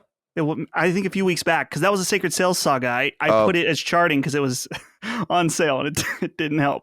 I mean, the thing is that I don't mind. Like, we have the money to do that, and it's fine, and I'm happy to pay for games even at full price for publishers I like. Sure. But I work outside of, I think, the market reality as an analyst. Like, people that just live within the realm of buying games, I think you just have to keep your money closer and let it really speak, or you're not going to get any change, man. It's literally it's the irony of the consumerist voting Electronic Arts the worst publisher in the world, or the worst company in the world, over and over again, and their stock price is going up and up and up. It's like, oh no, we're the worst company in the world. Is there in their luxury houses and private planes? Like, I don't know, man. I just don't know what people don't understand about that. But at brass tacks, you should get what you pay for. And I guess I'll put it this way, Chris, is that you're more apt to get what you paid for than not. In other words, if you pay $10 for a game, you're probably not going to get a AAA game, but maybe you did. But if you paid $70 for a game, chances are they're bold enough to ask for that. And you would hope there would be some sort of correlation behind the quality of the product. Right. And then you take that information into the future and use it. Like, if I were an Xbox, dude, if PlayStation released a game as bad as Redfall from first party, which they have, but not in a long time, then I would be pretty dismayed and maybe take some economic. If I was a fan of the brand, I'd be like, man, this is maybe a sign that I shouldn't be spending my money in a different way. If I see a company like Nintendo releasing a game like Zelda to critical acclaim and 12 million sold in 3 days or something, my mind is the exact opposite. My mind's like, wow, there must be something to this. I don't know. It's just that simple.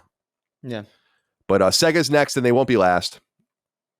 And I don't think games will go higher than $70 because I don't think they can tolerate the bad PR, but that's going to happen quicker than the 50 to 60 jump and the 60 to 70 jump. Yeah. The 50 to 60 jump lasted way too long. In fact, if they worked within market realities at that time, we would probably already be at 80 for AAA games. And I'm not saying I want that to happen. I'm just saying, open your mind to the possibility that you get what you pay for. I think Rockstar. I could see GTA 6 being a game where they're like, this is $100. And so, like, everyone would buy it. I think everyone would buy it. So many people would, because they know what they're getting. They know what they're getting, but also, like, they spend so much money building it, and it's also just like their other game is selling probably still. You know, dude, like they make $3 million a day on GTA Online. Yeah, so I mean, I could see them doing that and not really even being warded off that much. You know what I mean? If anyone's going to do it, it's Rockstar. If anyone could get away with doing it, I think it's probably them. I want to reiterate that just for people that are not understanding as well how crazy that is, that they make $3 million a day on GTA Online. A AAA game like God of War Ragnarok costs $200 million. They make 5 times the amount of God of War Ragnarok's production costs per year in revenue off of GTA Online. That's nearly like $2 billion a year. That's crazy. It's wild. All right, my friends, let's move on. There are layoffs at CD Projekt, specifically at the Boston-based studio, according to PCGamer.com. The Boston-based studio, the Molasses Flood, which CD Projekt bought. I don't know if you guys remember. A couple of years ago. And those guys did the Flood and the Flame, that game. And so they were purchased after that. And now they were working on a Witcher game with CD Projekt, but apparently they've laid off 29 people, and most of them coming from the Molasses Flood. The game they were working on was some sort of new take on The Witcher. Do you remember, guys, when we went over the CD Projekt thing where they announced like 5 different games? One of those games was this Molasses Flood game that was supposed to be like a broader audience game. No one really knows exactly what it was, but the layoffs have flowed, unfortunately. We don't have to talk too deeply about it because none of us are huge fans of The Witcher, I don't think, generally speaking. I mean, I like The Witcher, but I am wondering, is this a sign of companies maybe understanding, first of all, the economic realities are bad, so there's just that, but understanding that maybe too much of a good thing? So instead of having like 5 Witcher games, you have 4 new ones. Are we really losing anything by not having this much Witcher? Dustin, isn't what makes The Witcher special that it's scarce? Yeah, you would think, but that's not how it works anymore, Colin. We need as much as we can get all the time. And so, yeah, I mean, it always sucks to hear about people losing their jobs. We always say that, and it still rings true. But I'm looking here that it was evaluating the scope and commercial potential of the game, which is kind of interesting, and formulating a new framework. So I don't know, maybe they blew up too quick trying to make this project and then realized what they were working on just wasn't necessarily going to work out, but it's hard to say. Yeah, we know it's based on some chatter. We know it's a multiplayer game. My assumption is that it's like some sort of, I don't know, PvPvE or something like that game, or I don't know, some sort of more casual, I don't know, some hero game or something. I don't know. I'm trying to think of like what, because Flood and the Flame is not a high budget game, so it's hard to know what they would have done with more money. But Chris, what do you think about this? The future of The Witcher. I just feel like, though, of course, you're sad to hear, like Dustin said, all of the normal things. We don't want anyone to lose their jobs. That's just a given. Yeah. But it's the reality that nothing's good enough to be repeated this much. And I just think it's smarter to just say, like, why can't you just have one Witcher game in development and then maybe a spinoff? Why does it have to be a million different things? Why can't just enough be enough? What do you think? I think content is king now, and you need to flood the market with as much of it as possible. That's what's happening with Horizon, and it's there's going to be a lot of Horizon, very soon, and there's probably going to be a lot of Last of Us, and oh man, it's just, this is what's going to happen now. It's just the new paradigm. It's our home now, and we live here, and we have to deal with it. I don't know what to tell you. Like it's weird. I mean, it sucks that this happened. Obviously, in some ways, it's not exactly restraint from a developer to be like, oh, well, we won't milk The Witcher. That's not really what happened here. This was, we tried and it didn't work. Mm-hmm. So it's hard to really, it's hard to look at this in a positive way, even though it technically means we won't get too much Witcher, which is a good thing. I don't know. I think we should slow down with a lot of this stuff. Just, you don't need to milk everything dry the second it catches fire. What's funny is that they remind me a little bit of Techland. Maybe it's a Polish thing, I don't know, but in the sense that they didn't get quickly enough that they could have made another game sooner. It's crazy to say, but it has been 8 years since The Witcher 3 came out. 8. Yeah. I mean, that's a long time. So instead of like getting muddled up in DLC and like, oh, it's like, what are you doing? You probably should have had one more game out and probably should be pretty close to releasing another one. And I think that would have been way more reasonable. like Witcher 5, you know? But instead they just get, and then they're like, no, we're going to do everything all at once. It's like, okay, cool. And that's why you almost have to respect Shroud Zelnick and Take-Two. We're going to talk about them in a bit, but actually, you know what? Let's just get into it right now. I'll do these out of order. But there's something Take-Two Interactive announced in their financials for this fiscal year that are fucking insane. And here's what it says. This is for fiscal year 2023. But in here, they note, we also issued guidance for fiscal 2024, which includes net bookings in the range of $5.45 to $5.55 billion. Our forecast reflects the challenging consumer backdrop as well as an extension of the development timelines for several high-profile, long-awaited titles in our pipeline. We believe that we will enter our next phase of growth in fiscal 2025. So that's 2 fiscal years away, as we plan to deliver several groundbreaking titles that we anticipate will set new standards of quality and success and enable us to deliver over $8 billion in net bookings and over $1 billion in adjusted unrestricted operating cash flow. We expect to sustain this momentum with additional growth in operating performance in fiscal 2026. My friends, Grand Theft Auto 6 is getting close. So let's talk about it a little bit. Dustin, what are your thoughts on this? $8 billion for Take-Two. So that includes all of their games. But they expect what seems to be a $2.5 to $3 billion boost just in that fiscal year from that one game. That's an insane amount of money. I can't even begin to tell you how much money that is for a game to make. It's insane. It's an insane amount of money. If a game makes $50 million or $100 million in profit, it's considered a wildly successful thing. This thing is going to rake in. It's just going to rake in an incredible amount of money, and they're talking about it. We anticipate it will set a new standard of quality and success. I'm surprised this went somewhat underreported, because this seems like a bold proclamation of Grand Theft Auto 6's market potential and its quality. So what do you think? Yeah, well, and it's important that, and I know you know this, Colin, but Grand Theft Auto is a lot, it sounds hokey to say, but it's a lot more than a game. This is a platform for Grand Theft Auto Online, which, just as we were talking about earlier, with 3 million a day, and that's the current player base, which I'm sure is huge, but I'm sure has slowly gotten a lot of the casuals out, right?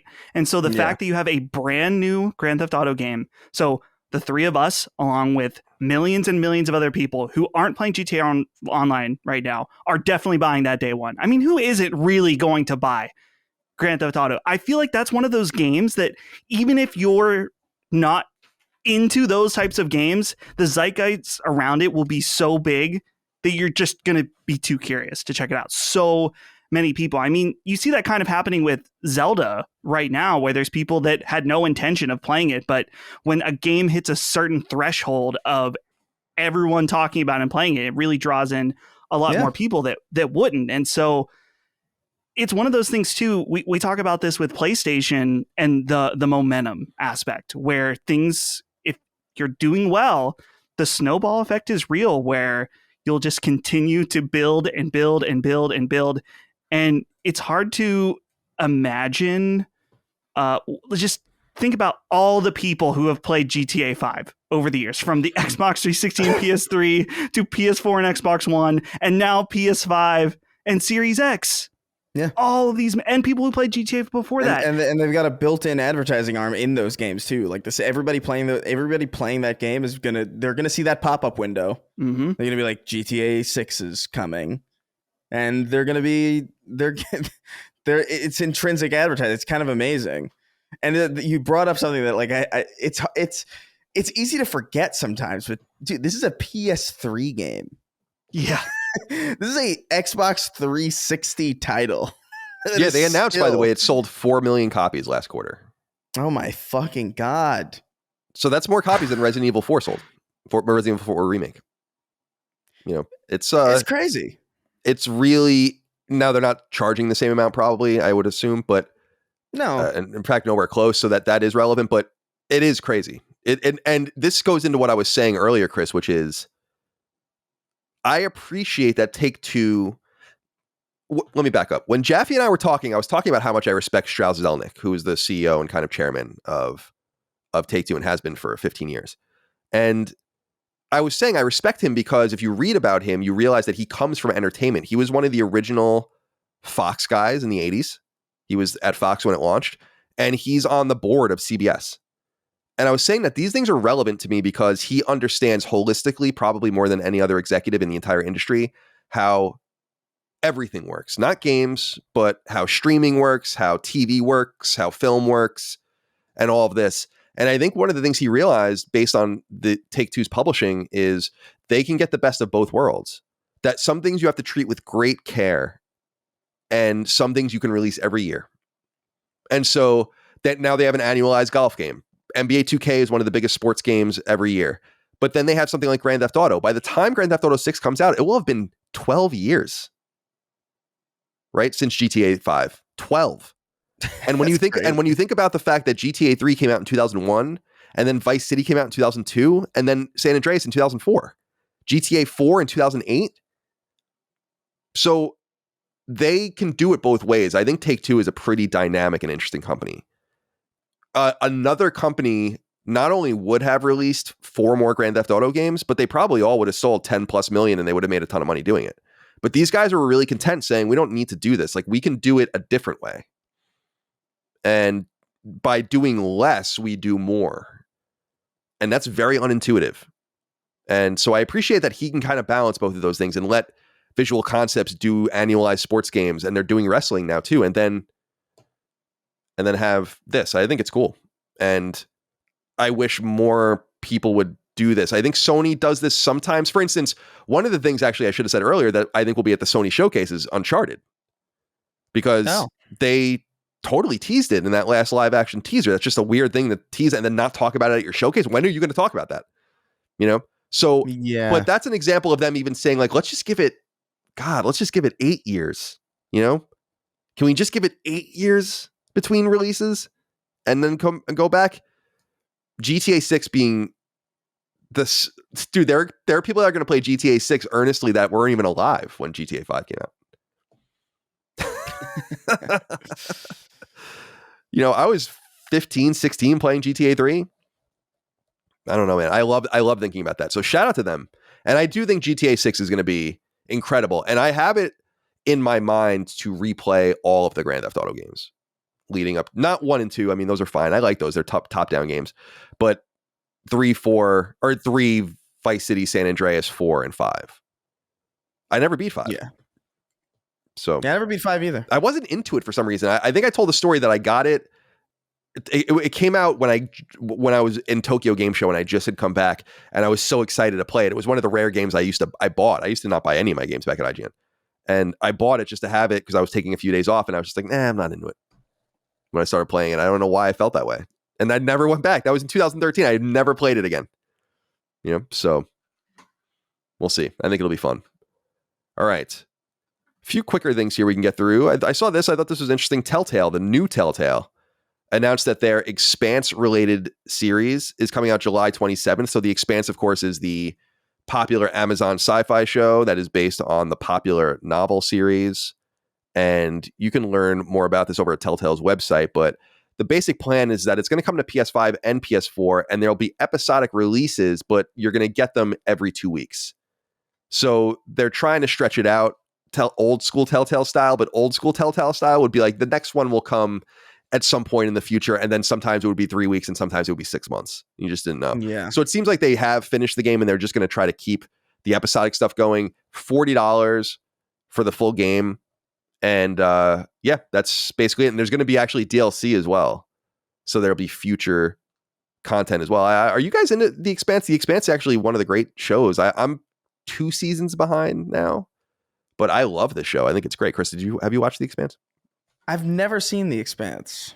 I've had a lot of people tell me to see The Expanse, and for some reason, when people tell me to see something, I'm less likely to to check it out. I don't know why. I don't know if it's like an intrinsic spite that I have in my soul. Are you into like what I would consider? You know what high fantasy is? Like the idea of like real nerd fantasy as opposed to regular fantasy. Are you into high sci-fi, like hard, or what they call hard sci-fi? which is like realistic science fiction. Because if you are, then you would like it. If you're not, then you definitely wouldn't. Yeah. I don't know what it is about science fiction shows, but I feel like games just do it better for me. Like I feel like Mass Effect was better than any sci-fi show that I'd seen. Like, and that kind of still has, even movies, to be honest with you. Like there's something about, I love sci-fi, but like it seems very, very limited in television and like what you can do. It's inherently very, very expensive to make it look well. I've heard good things about The Expanse. I've seen like snippets of it. I know some actors that I really, really like are in it. I just haven't, it's just one of those things I haven't gotten around to, and I probably won't get around to it for a long time. I didn't see Star Wars until 2017. Okay. So lucky like you. Yeah. Waste I managed half your life somehow on it. I managed somehow to, I played like The Force Unleashed and like video games. That was my introduction to it. And like those parodies on like Robot Chicken and Family Guy and stuff. Oh, those were funny. Yeah. I saw those before I saw Star Wars. And I saw those, so I was like, I guess I don't have to see Star Wars because I kind of saw it already. But it's like seeing Spaceballs and thinking you saw Star Wars. Yeah. I saw Spaceballs too. I don't know. How many seasons is The Expanse? I think it's probably 5 now. I think I saw 3. Let me look for you here. No, but didn't The Expanse like get canceled and then like it got revived and then they dropped it again and I don't think so. What's the other song? What there's some other popular. I'm sorry. Go. Oh no, you're right. It was on Sci-Fi and then it was on Amazon. That's what it was. I'm reading it here. You're right. Because I only watched it on Amazon. I guess. Does Sci-Fi even exist anymore? I don't know. Because that's where I watch Battlestar Galactica as well. I'm just reading this now. There are 6 seasons. Okay. And the last one came out at the end of 2022. I don't know if there's going to be more. It doesn't I don't know. Maybe I'll check it out. 5 seasons. It's a lot to ask. And the whole like switching networks thing. That's never a good sign to me. Like I'm sure maybe it's fine for The Expanse, but like every time I've seen with Community, that was like a bad thing. With Arrested Development, that was a bad thing. Just never seems to pan out well. And so like there's a lot of warning signs about The Expanse for me, even though I've heard it's like fantastic and some of the best sci-fi. Fair enough. Dustin, any interest in this for you? No, not really, but cool for Telltale fans. No. I never really was a Telltale fan. And I don't know anything about The Expanse. Not in any kind of negative way. I can't even, I know the name. I can't think of a single image. I have no idea what it even looks like. So maybe I should investigate. Yeah, I mean, again, if you're into like hard sci-fi, realistic science fiction, which I dig, that's why I love Interstellar, for instance, then you might enjoy it. I'm not too evangelical about many things anymore, and certainly not sci-fi, because you just have to have a tolerance for certain things that a lot of people don't. All right, I saw this. This was sad. The original actor for Crash Bandicoot died, the original voice actor. This was reported by Crash Bandicoot's official Twitter account, although this was making the rounds on social media. Brendan O'Brien was his name. He was born in 1962 and died in 2023. And Chris, I was thinking about you specifically. Any thoughts here on his death? Is like the original voice important to you? Is that like a notable thing for Crash in the PS1 era? Yeah, of course. It's some iconic delivery there. Even if it was just like a bunch of wails, it was like there was a lot of personality to it, like to the point where I mean, there was like that big meme a couple of years ago of just whoa going around, and it's so funny because it's such a slight thing, especially and I think he voiced a lot of the people in that first Crash Bandicoot game, if I'm not mistaken. I think that he's credited as a couple of people. I think he did Cortex as well in that first game before I think Clancy Brown took it over. I think I might be wrong. Somebody somebody listening might know, but yeah, I mean, it's sad. It's always sad when legacy talent from these like long-standing IP just sort of go away in some way. And it's I don't know. It's a bummer, but he's not current Crash Bandicoot. It's not going to affect necessarily anything. It's just sad. Yeah, he did the voice according to his obituary from 2006 or 1996 to 2004. So yeah, his last one was Wrath of, or maybe like maybe one of the like Twinsanity or one of those. Yeah, it's like it says Wrath of Cortex was his last original recording, and then I guess it was archive footage for the games after that, like Ripto's Rampage. Yeah. And so on and so forth. So yeah, RIP to him. Brendan James O'Brien, iconic voice in the PlayStation world. Thought I'd throw this out there real quick. GamesIndustry.biz notes that the Saudi government now owns 9% of Electronic Arts. Not much more to say about that, but they continue to gobble up that company to almost 1/10 of its value. And I saw this as well. This comes from Video Games Chronicle. Ubisoft plans to increase the number of Assassin's Creed developers by 40%. Yves Guillemot, CEO of Ubisoft, said in their financial statements, according to the website, that, quote, as part of our progressive reallocation of resources, we notably plan to increase the number of talent working on the Assassin's Creed brand by 40% over the coming years. Assassin's Creed Mirage, according to the website, is due out by March 31st, so that would be the end of their fiscal year. There is rumor that it was originally planned for an August or September release and might come now in October. There are 2,000 people currently working on Assassin's Creed. The number will go up to 2,800. Dustin, do you think it's a good idea for Ubisoft to double down on Assassin's Creed as they are kind of in a free fall in some other ways? You know, in most situations, I would say no, but for them right now, that's kind of what they've got going for them, where you see a company like this that's is absolutely struggling and figuring out what to do. And so I guess doubling down on the thing that does work for you will be a saving grace, hopefully, but it's not a good long-term plan, I would say, to just focus on this one IP. But you know, this has been the plan for a while now. We haven't seen any of the fruits of that big announcement when they had that big Assassin's Creed stream where they announced Assassin's Creed games. Universe or whatever. I don't know. Yeah, and they had that the British guy who played the British guy in Assassin's Creed 2 there. Yeah, as if that was like some crazy thing. So what a weird stream. That stream is underrated in the bizarre energy that it had. Yeah, like, it's a very feverish stream. It's good news for Assassin's Creed fans, and there are quite a few of them. But I just feel like I don't know. Maybe this is an example where we always talk about too much of something is bad, but annualized Assassin's Creed, I guess it was good for a while until it was bad, and then they went away for a tiny bit of time and reinvented it. And it was good again until it wasn't. And then they went away for a little bit of time. And they're going to try to reinvent themselves again or go back to the origins of Assassin's Creed with something like Mirage. But I don't know. Ubisoft, I don't know what they're doing. What do you think? Do we think, Chris, that we want more Assassin's Creed? I think Ubisoft wants more Assassin's Creed. And I guess they should. I mean, they sell great. It's pretty good. Yeah, I mean, they're. I'm kind of with Dustin, where it's like, look, they're gonna need it because right now everything they're doing, they've got the reverse Midas touch right now.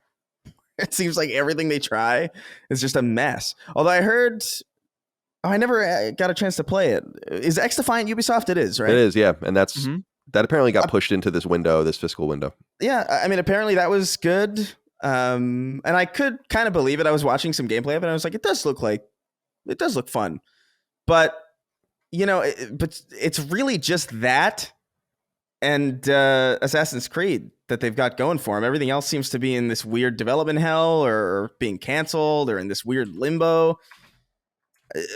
Ubisoft has a really unfortunate energy around them right now. And they've had it for a little while now, and I'm wondering. I'm just wondering what happens with them. Like, it seems like they're a prime acquisition target. I would agree. If they can shed weight, then they would be very valuable. I think to someone that wants a whole host of things, including Tom Clancy, which is something that I think would be a huge get.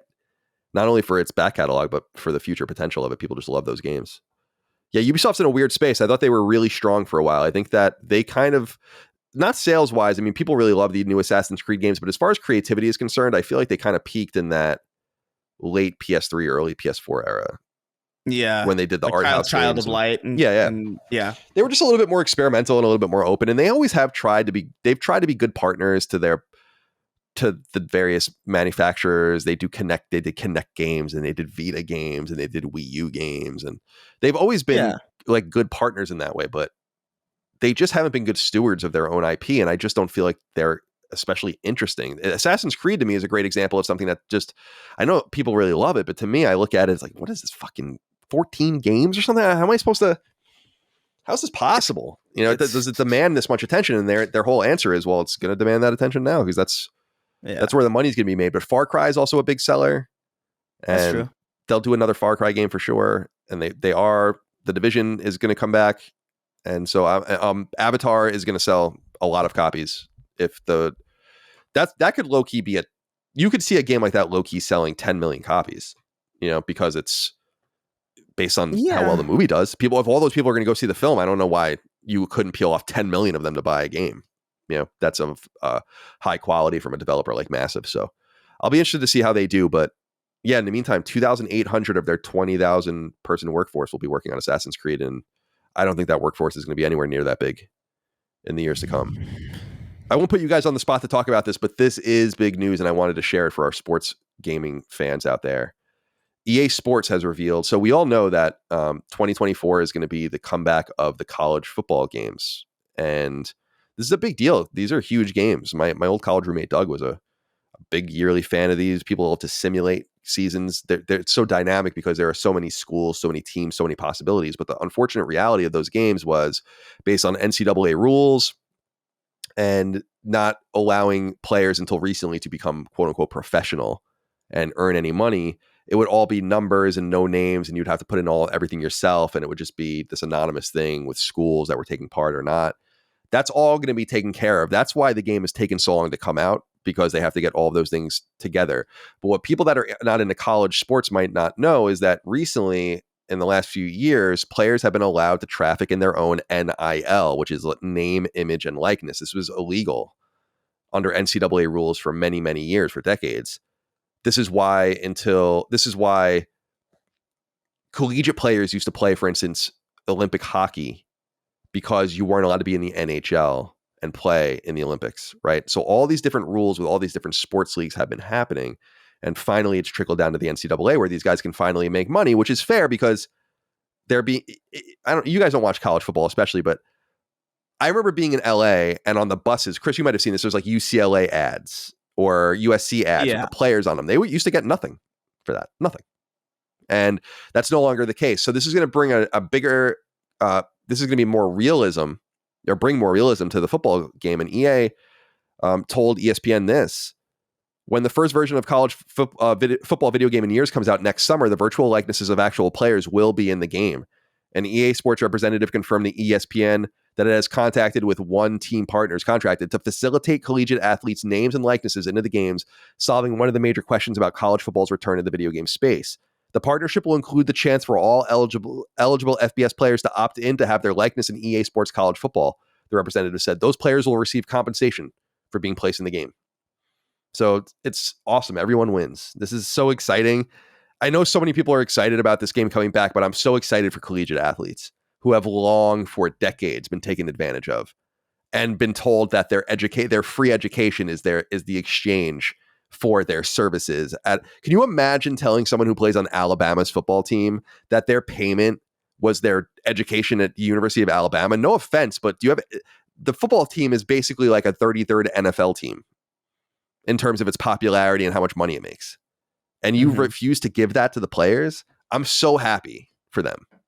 And it means that even if it's just a little scratch in perpetuity, these guys can make some cash. And I think it's awesome. And it adds to the realism of the game, so everyone wins. Love it. Just wanted to give that a shout out. And finally, let me see here. Go back to the document. There we go. I wanted you guys to explain this to me. And Dustin, I'm going to go to you with this first. Michael Locke wrote in and said, "Hello, Sacred Men. The PvE mode for Overwatch 2 has been officially canceled. This means that about 7 years after the launch of Overwatch 1, the second game is essentially just a large multiplayer patch on the original. I know that games are bigger and more detailed than ever, but the AAA teams are also bigger and the technology is also better. Why is it so difficult now for developers to release games at a reasonable rate?" This kind of news about Blizzard, they're going to fit in great with Microsoft. Dustin, what do you... although we're saying this on the verge of Diablo, which is going to be huge. and people are so amped about that in early June, I know. But what's going on here with Overwatch 2? I saw this almost didn't make the cut. I almost missed it.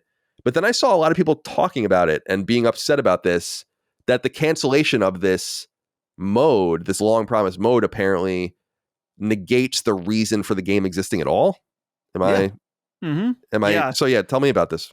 Yeah. So I'm trying to remember, because this was announced back in 2019, or at least this Eurogamer article mentions that. And it was a big deal that was kind of this big thing about why they're doing Overwatch 2 is because they're doing all these new characters. There's going to be a single player mode. And over the course of a few years, this game has significantly changed, where it went from being its own standalone product that we assumingly would have paid for, even though it had shared multiplayer with the original Overwatch, that it eventually became a free-to-play product with a lot of the same things. I have not touched Overwatch 2 at all, so I can't speak with full authority, but to my understanding, it really is a big update for Overwatch 1 as far as new characters, new... I think there's maybe a few new maps. I'm honestly not even sure, just because. Do you remember they changed the lighting on every map? Oh yeah, so new maps lighting. Feel different. Yeah. New lighting. So maps that were at nighttime before. Oh in the yeah. day now. I forgot about that. Love that. Yeah. Good stuff. So that's amazing.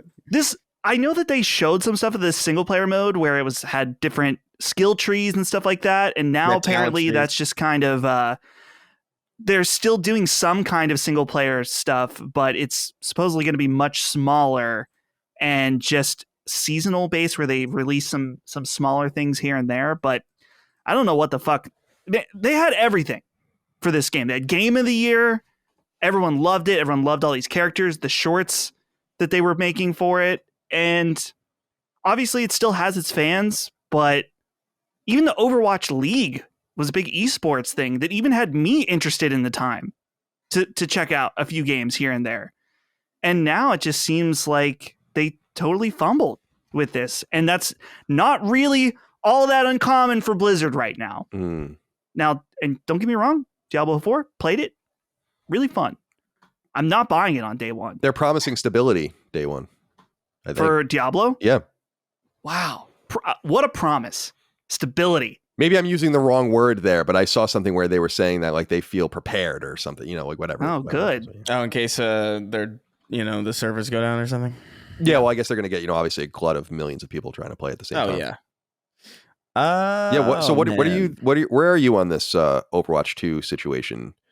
First of all, I find Overwatch, I'm going to be honest with you, I find Overwatch completely unsettling. I don't like the way really? I don't like the art, I don't like the way the characters look, I don't like the pornographic kind of shit that's been going on with this. This reminds me of, this feels like the original IP that people really started to bastardize in like the 3D space in games in a sexual way. And it's always put this, in my opinion, it's always put this patina over it where I'm like, it's perverts play Overwatch. Just perverts, and that's it. And but I just, the hero shooter thing, I'm just not into anything about it. It's just not for me. So it always seemed obvious to me, Chris, that Activision would learn its lesson from Destiny, and realize that you probably should just let this roll. And they didn't do that, and it kind of sucks because it's kind of like they hoodwinked their audience. And I'm wondering if you have any thoughts. Yeah, I mean,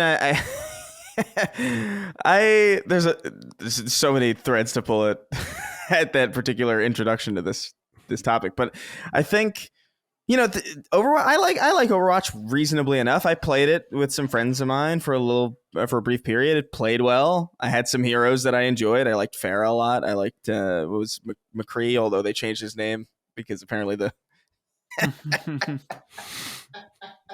I just remembered that. Yeah, he's like a pervert or something.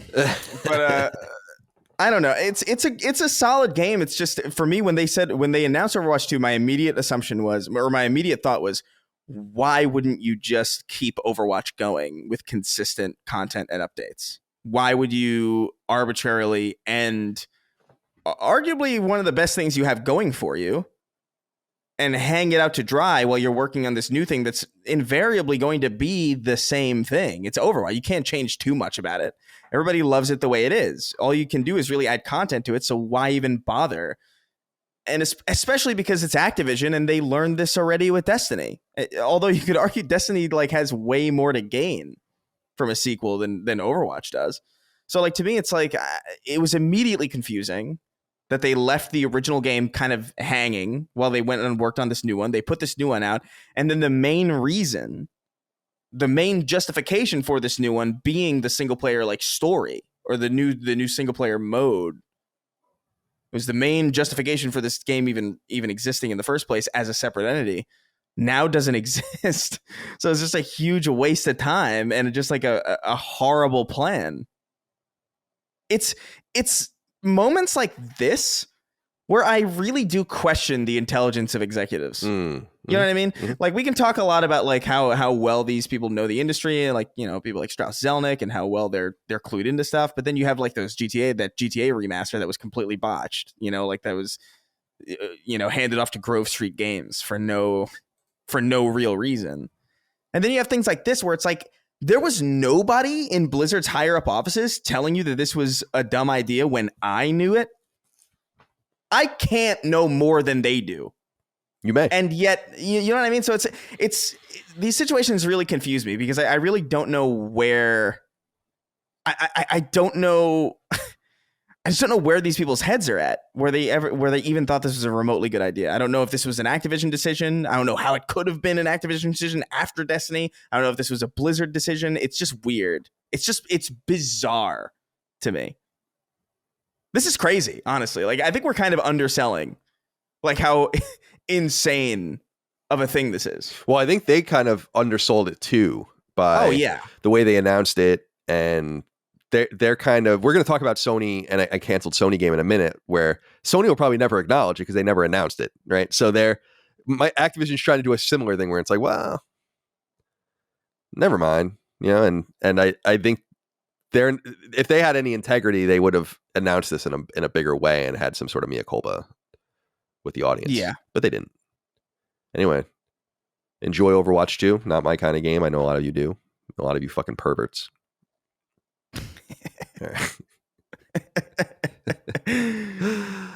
All right. Let's get into what we're playing. I'll go first since you guys are playing the same stuff here. And then we'll go to Dustin and we'll go to Chris. I'm playing Forspoken. And I'm about 25 hours into the game now.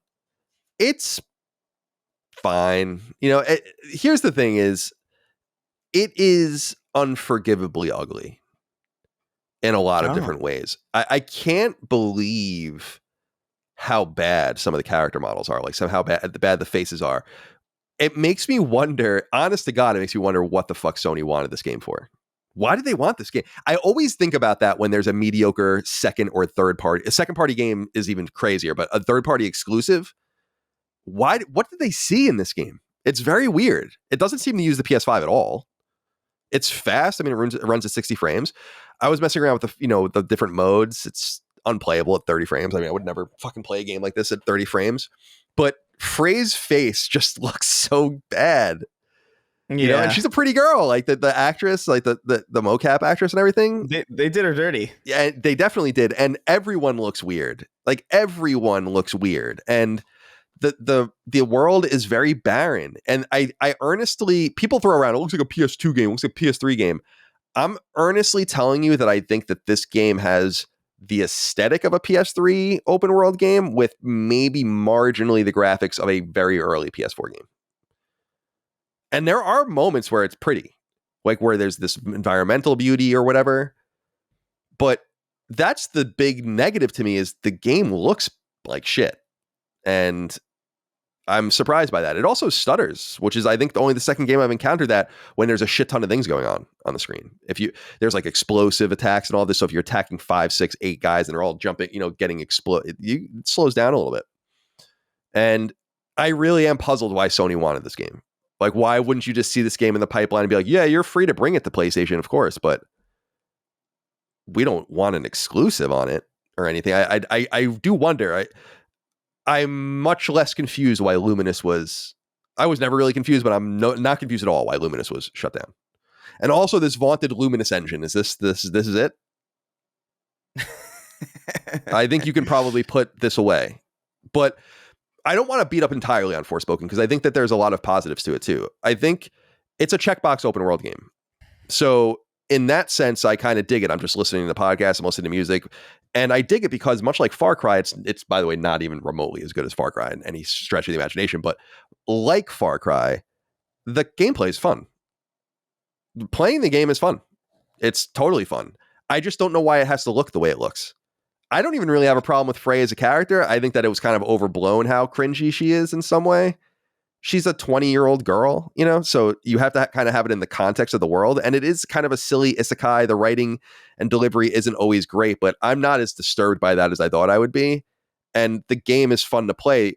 There are basically these 4 general type characters, and they're really godlike characters, I guess. I don't really know. I don't really know what's going on in the story, but you fight them and you gleam their Mega Man, like you gleam their like power. So I just beat this person where you get like fire power now, and it builds a whole new skill tree for you. So you're building these skill trees, and you're always in the radials, which is something I didn't know either. Like you're constantly using different attacks. So it's not going to be for everyone, but I think the gameplay is pretty fun. So Forspoken is a game that I'm going to try to see all the way through to the end. I think I'd like to platinum it. I don't know if that will happen, but I think that it will. And I'm kind of in a space right now because you guys are going to talk about Zelda. I'm not into Zelda at all anymore. There's nothing really for me right now. I'm not a Diablo person. So it's a good time for me to spend with a game like Forspoken. And I do think it's an interesting place. It's an interesting piece in PlayStation's third-party exclusive history and some of their early, like, it reminds me of a lot of PS3 games early on. Like, why did they want Haze? Why did they want White Knight Chronicles? Why did they want Layer? It's kind of that sort of game. Like, it's not that this game existing is an affront to me. It's just, why did you want it? And that I think is a great mystery.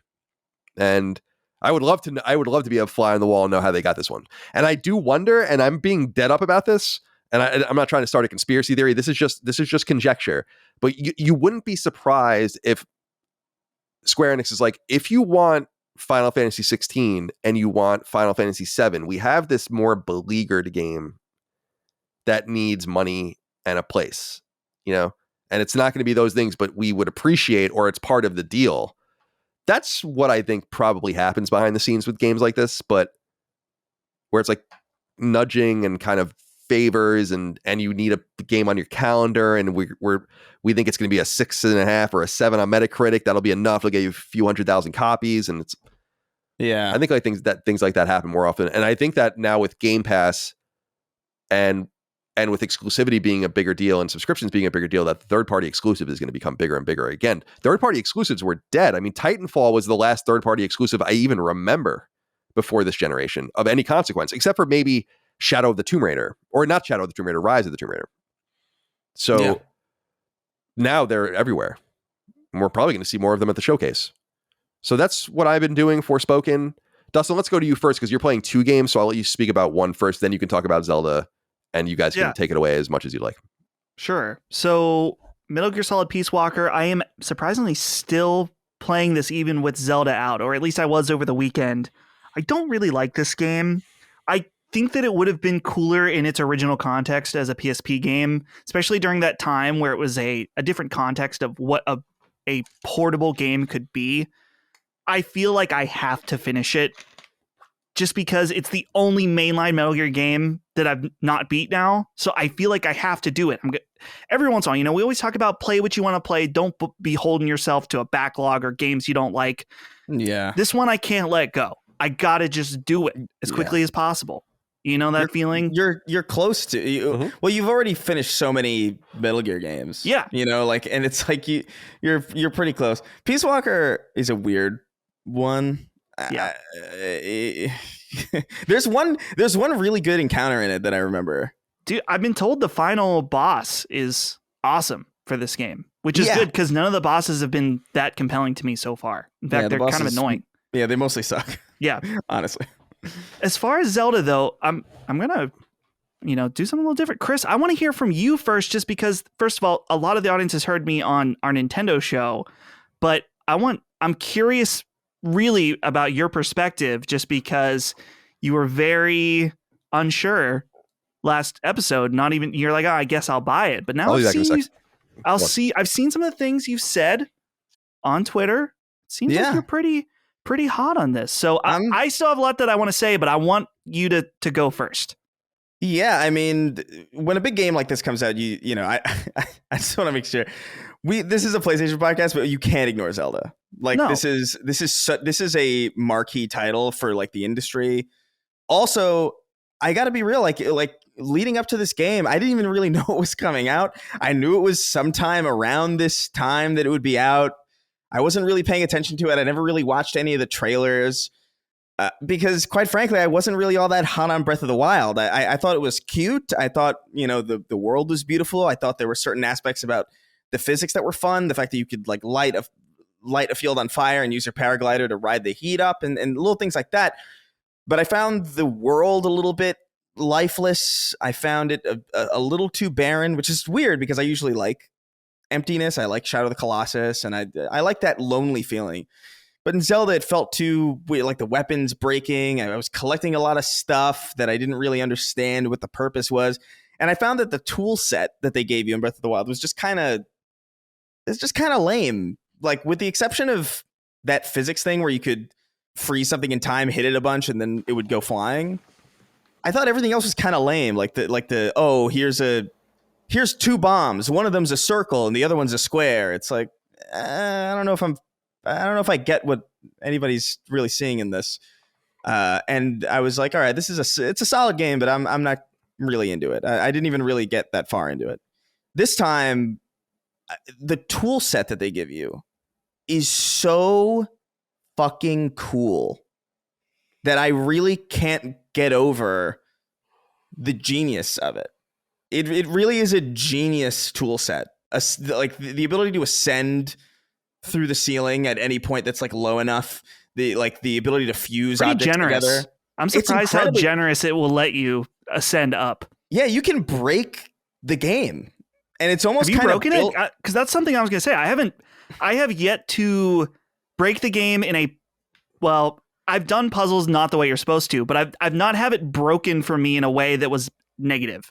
No, but that's what I'm saying. It's like it lets it.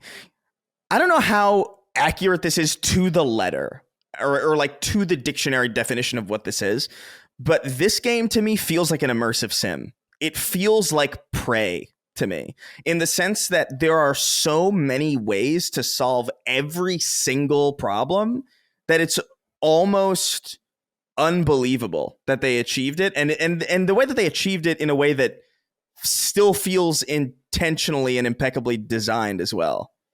Like, that's what blows my mind. Like, I liked it way more than Breath of the Wild in my first few hours, but I was not really understanding still like the massive love. And then, I don't know if this is a spoiler, I got to a specific dungeon, and it's Nintendo confirmed dungeon. So I got to a specific area where you're ascending very high above the map. You're kind of climbing, and there's a hurricane. And I won't get any more into it because I really do think it's one of those 10 out of 10 kind of moments in video games. For me, it's up there with, the BioShock twist and all these things where it's like the feeling of discovering what's up there was so damn cool. And the encounter, by the way, was also cool. Like the boss fight and the temple and like all of it. It was awesome. Super, super cool. And I just love the tool set that they give you, and the fact that everything that you pick up on the ground has a purpose now. In Breath of the Wild, you would pick up like a fruit or something and you'd eat it and it would give you health or whatever. Or you'd pick up some horn off a goblin. You'd be like, I guess I'll mix this into some, I don't know what the hell to do with this. But now you can stick a horn at the end of your arrow and do more damage with it. Or you can stick and the eye of a bat on the end of an arrow, and it'll home in on a target. Or you could stick the wing of a creature on the end of an arrow, and it'll go further. Everything feels like it has this utility that I don't feel like any moment of my time is wasted when I go to pick something up. Because in Breath of the Wild, it was mostly for cooking. It was cooking and potions and stuff, and I have no interest in that. In Skyrim, I had no interest in that. In any craft, I don't care. And the building aspect of it is insane. You can build planes, and it doesn't feel weird. It's not like a Banjo-Kazooie thing where it's like, why is Banjo building a monster truck for no reason? Yeah. And that, because that's what I first saw when I saw that they were building mechanics, and like I saw like a screenshot of a vehicle. I was like, what is this, Banjo-Kazooie nuts and bolts again? And it's not. And that kind of it somehow fits. Like it somehow works. Even the Sky Islands, where like, I mean, we joked a lot about Sonic and how like it has these like floating masses of geometry that just look fucking disgusting. And in this game, they're beautiful. And that's the difference between Sega and Nintendo. Yeah. I don't know, man. I see, like, I understand it. I get, you're like, the meme.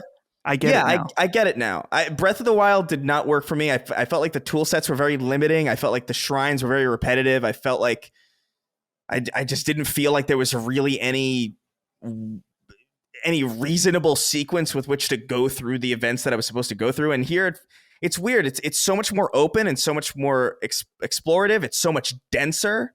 The map, there's way much more going on. It doesn't feel like I'm running across barren fields where there's nothing to do. The combat is way better now that you can actually utilize the things that you find in battle at a moment's notice. The companion aspect is really cool because they have traversal and combat utility. It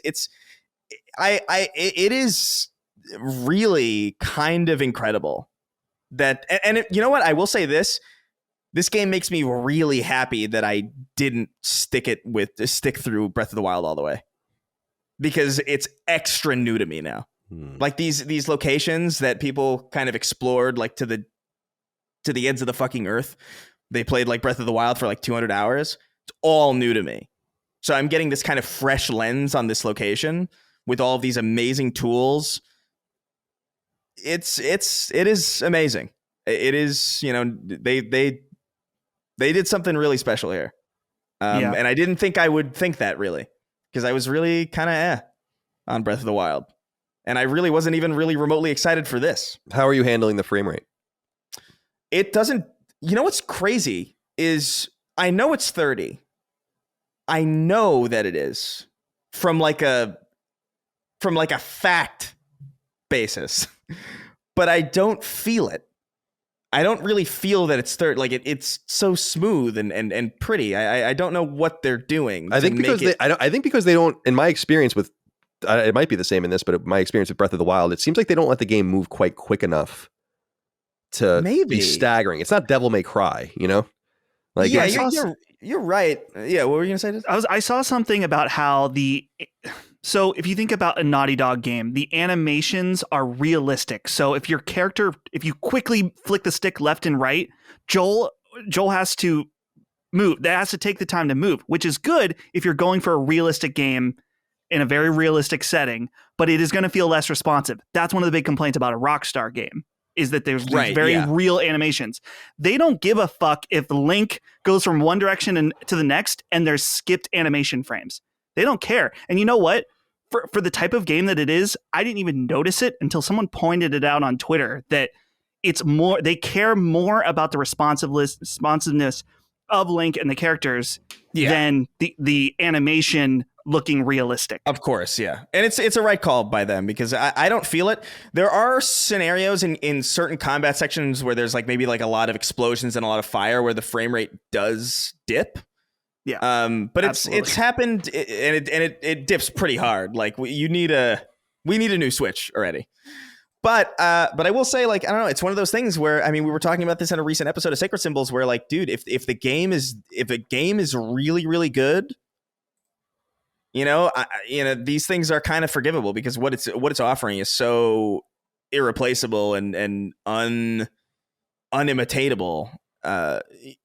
I'll give a brief example of like one moment where I really kind of fell in love with something, where there's a lot of physics systems interacting with each other, and and this is why I feel like it's a very immersive sim. It's very physics led. It's very it encourages experimentation in a way that I haven't really seen in a lot of video games. And I had to get up into this temple, but I couldn't find the switch. I couldn't figure out how to get into this area. And it's this kind of volcano area, and it's kind of like floating up there. And I realized that there's lava all underneath it. And then I realized like, oh, I have water jelly from this water type creature that I killed. I'm gonna make water arrows, shoot it in the lava. It hardens the rock immediately. So there's a lava platform there that I can actually use. Attach a spring to it. Put another rock slate on top of the spring. Push that slate underneath where I need to go. Spring the slate up, stand on the slate, and ascend up through the floor into the area. And I'm like, I can't. The fact that it lets you do that, the fact that, oh, I think this might work, and then it does, is a really rewarding feeling. It's the polar opposite of like any game where you're like, this is a very, I have to go upstairs in this building, but there's an arbitrary sofa in the staircase, so right. I can't go up the, yeah. It's like, it's those types of things where it's like, oh man, that's so dumb. It's like such an obvious, or why invisible can't you wall. Climb this thing when you can climb this thing? Exactly. I hate it. And what I love about Tears of the Kingdom so far is that it's just consistent from a game system standpoint and a mechanic standpoint, that it's just a gorgeous feat of design to have all of these systems working in tandem, and when you think something works, it does. And that is a really, really rewarding feeling. I've solved so many of these puzzles in ways that are very clearly not the right way. Sometimes it feels wrong. good and sometimes it feels bad, though. I solved one the wrong way where I'm like, well, thank God. I made it. I don't deserve it. And it wasn't that smart how I did it. I struggled for 30 minutes and got lucky. But it's okay. They're fine with that, Yeah, the game is fine with it. It's just very clever, and it makes you feel really smart too, because it uses its consistency as a way to kind of bolster your resourcefulness. There's like I don't know, man. There's like a very intelligent design going on here, and yeah, man, this is gonna be a rough one to beat. This is like an Elden Ring times 2 probably for me. Yeah, where like I can't believe when I'm playing, and I can't believe that it's on the Switch. Like that, there's no insane pop in. And it really goes to show you, man, like you can have a lot of power in a machine, but like really all that matters is design and the quality of what you're making, and it kind of makes me recontextualize some of the conversations we've had about cross-gen, right? About like, oh, we want games to maximize the power of the PS5, and we totally do.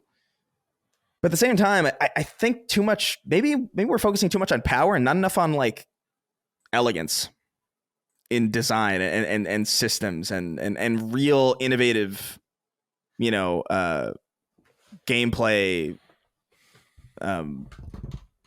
rubrics. And like, I just feel like this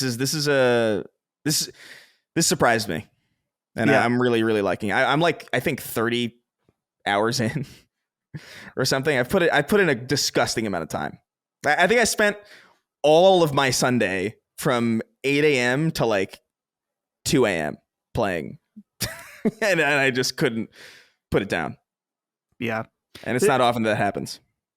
The thing that continually sticks out to me, and this goes in tandem with what you're saying, Chris, is just that think about how many broken games have come out recently, and games that aren't doing anything this different, right? It doesn't matter whether you like what the types of mechanics or something like that. Tears of the Kingdom is doing something totally new, something that is so physics based, and something that I marvel at the fact that, like you said, it works from a gameplay standpoint. You talk about these things that happen. You're like, wow, that worked. That's awesome. There's also the element that's like, wow, this works on a technical level, and I can't believe it.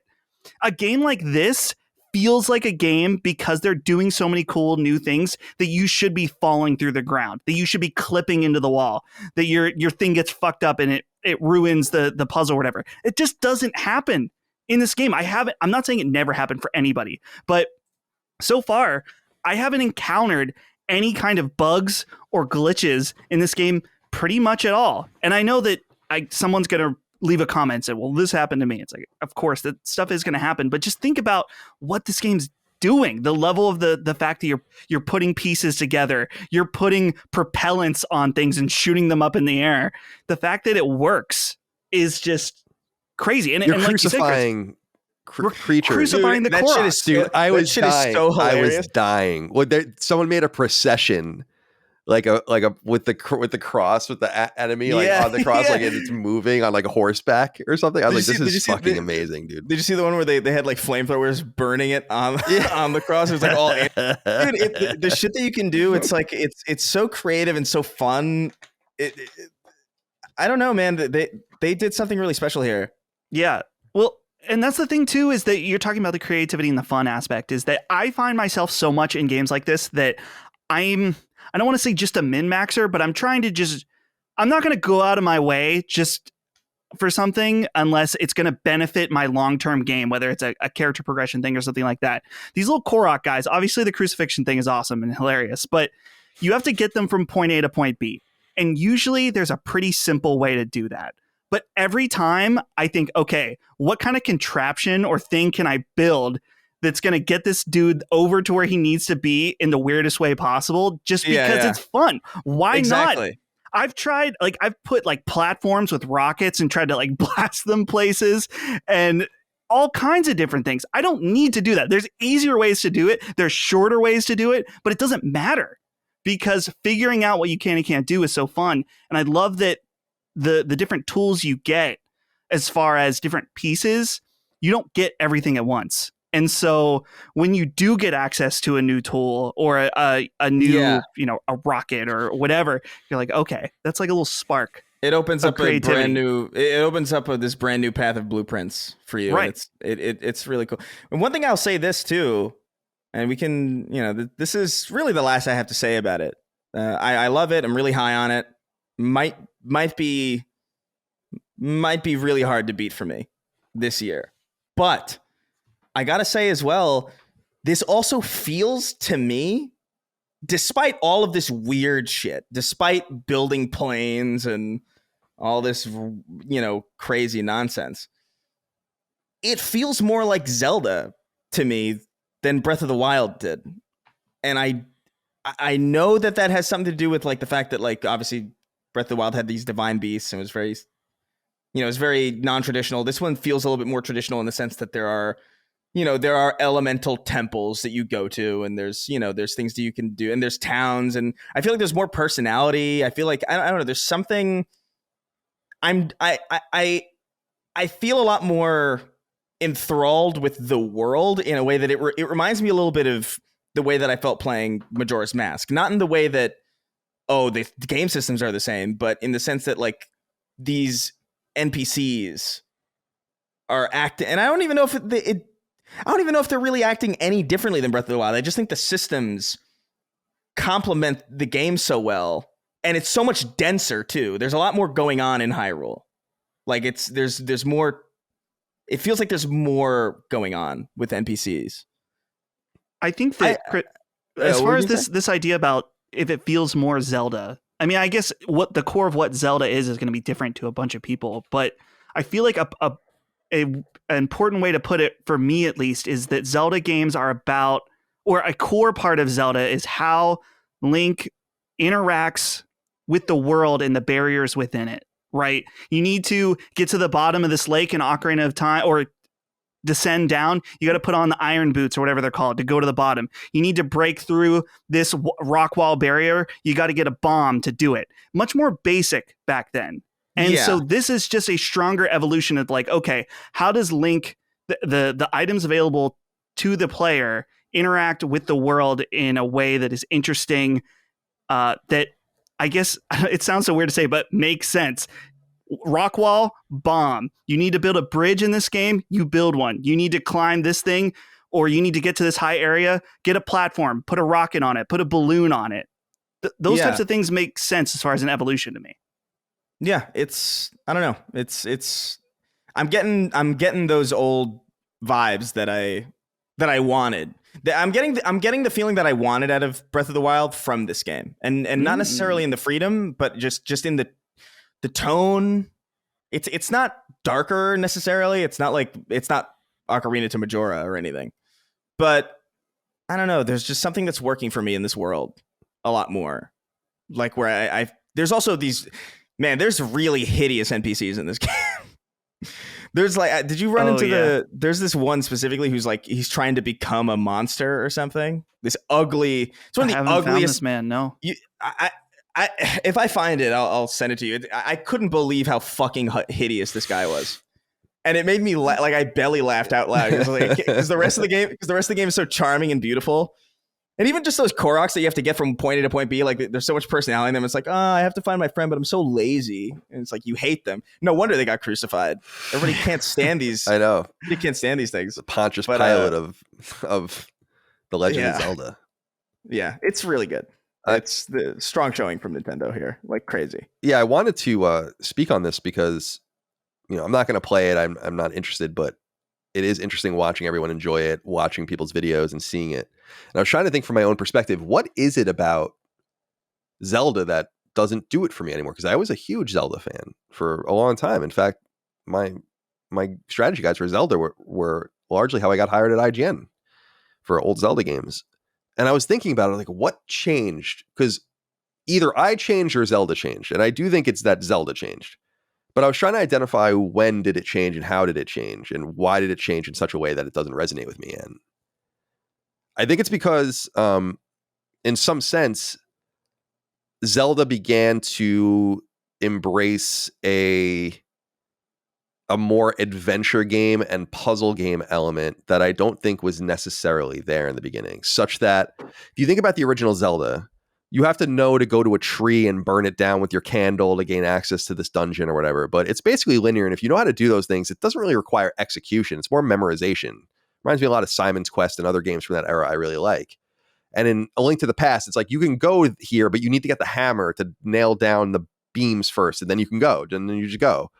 Or it reminds me of Forspoken, where I come up to a huge cliff and I don't rage out because I realize I don't need to execute. I need to just get something, right? And then do it. And right.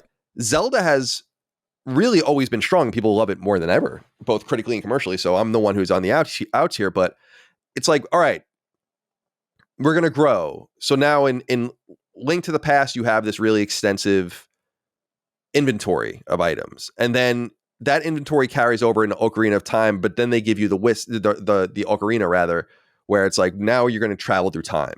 It's like, okay, I can get my mind around that. Then we go to my favorite, Majora's Mask, where they're like, well, now you're going to play around with these masks.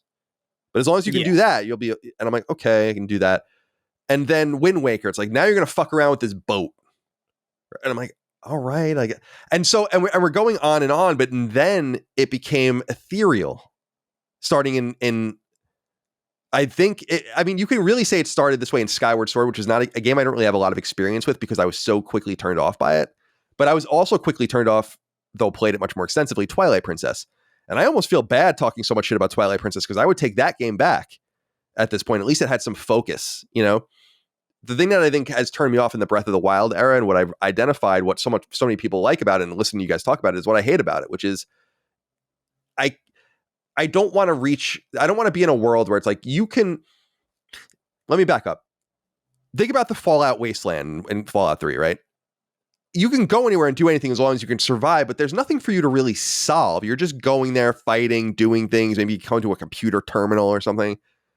But it's not like saying figure out how to climb over the fucking wall and hope it doesn't rain and all this kind of stuff. And when these adventure elements started to come in, I was turned off by it because I was like, now I have to execute.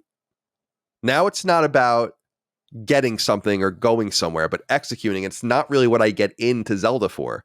And I think if that makes sense to people out there, that's what I've identified. So when I look at this game, everything that people love about it, I'm like, oh my God, I would be so paralyzed in this game where I'm like, I don't even know what you want me to do.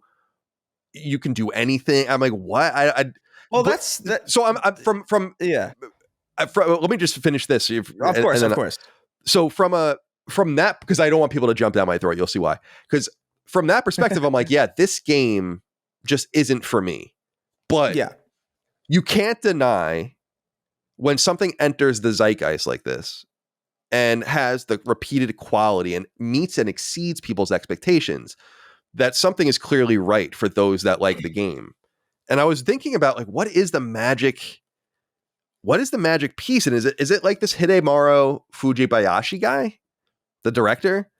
I was reading about him a little bit and I realized he directed Oracle of Seasons and Oracle of Ages, which I low-key love those games. Those are the Capcom, basically at the Capcom developed Zelda games from the late Game Boy Color era, where there were two, it was almost like copying Pokemon, where there were two somewhat different versions of the game or whatever, Ages and Seasons. And then he did direct some games that I didn't care too much for. Like I wasn't crazy about the Minish Cap.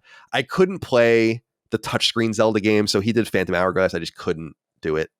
But there's something probably about him that he brings to the table. And then I also wanted to just compliment Nintendo on reaching and exceeding what seems to be continuously insurmountable odds against not necessarily its commercial success, but its critical success.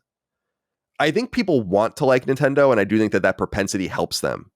But I don't think you can look at back-to-back games like Breath of the Wild and this one, Tears of the Kingdom, and think anything less than the fact that they've done something revolutionary with a franchise, by the way, that wasn't always this relevant. And I was saying that on a recent episode of another show, where that's the biggest surprise of all, is that people assume that these games sell like this all the time, but they didn't.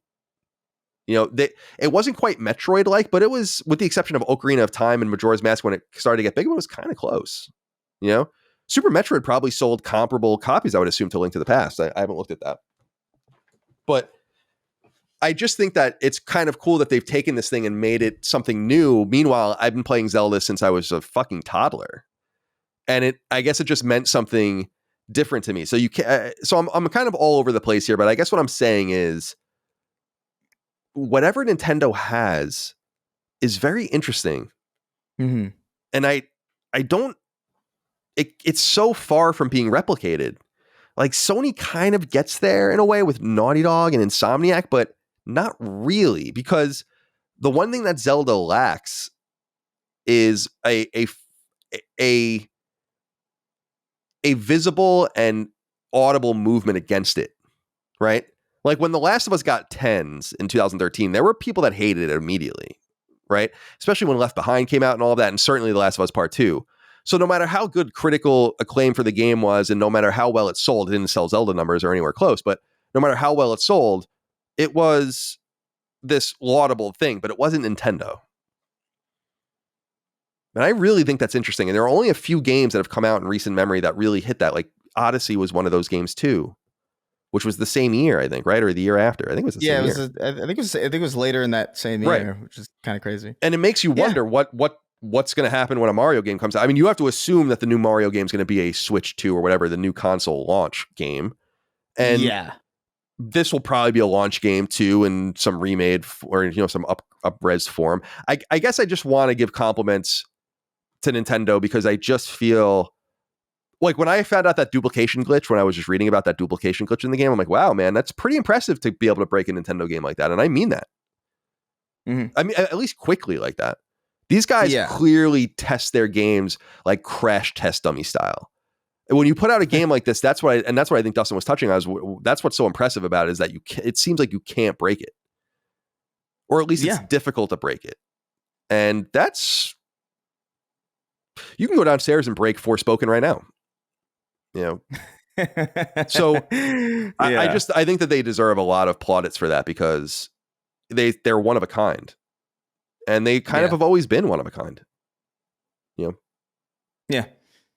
Sorry, no, Yeah, go ahead. I interrupted you when you were. No, I mean, it's funny because like I don't have a lot of nostalgia for Nintendo really. Like I was always a like my main machines were like the main machines that I had really like an affinity for were the 360 and the PS1. Those were the machines that I like. I played some Nintendo, like obviously Mario's big, but it was never seminal to me. I played Majora's Mask pretty late. I played Majora's Mask in 2003, and I thought it was really cool. I played Ocarina of Time, didn't really like it. I don't know why. It just didn't work for me. And so I don't have a lot of. I played Pokemon up until Silver, which was like 2000? Yeah, 2001 maybe. Yeah. So like I what I'm saying is I have no affinity really for Nintendo, and this game is shocking. Like I adore it.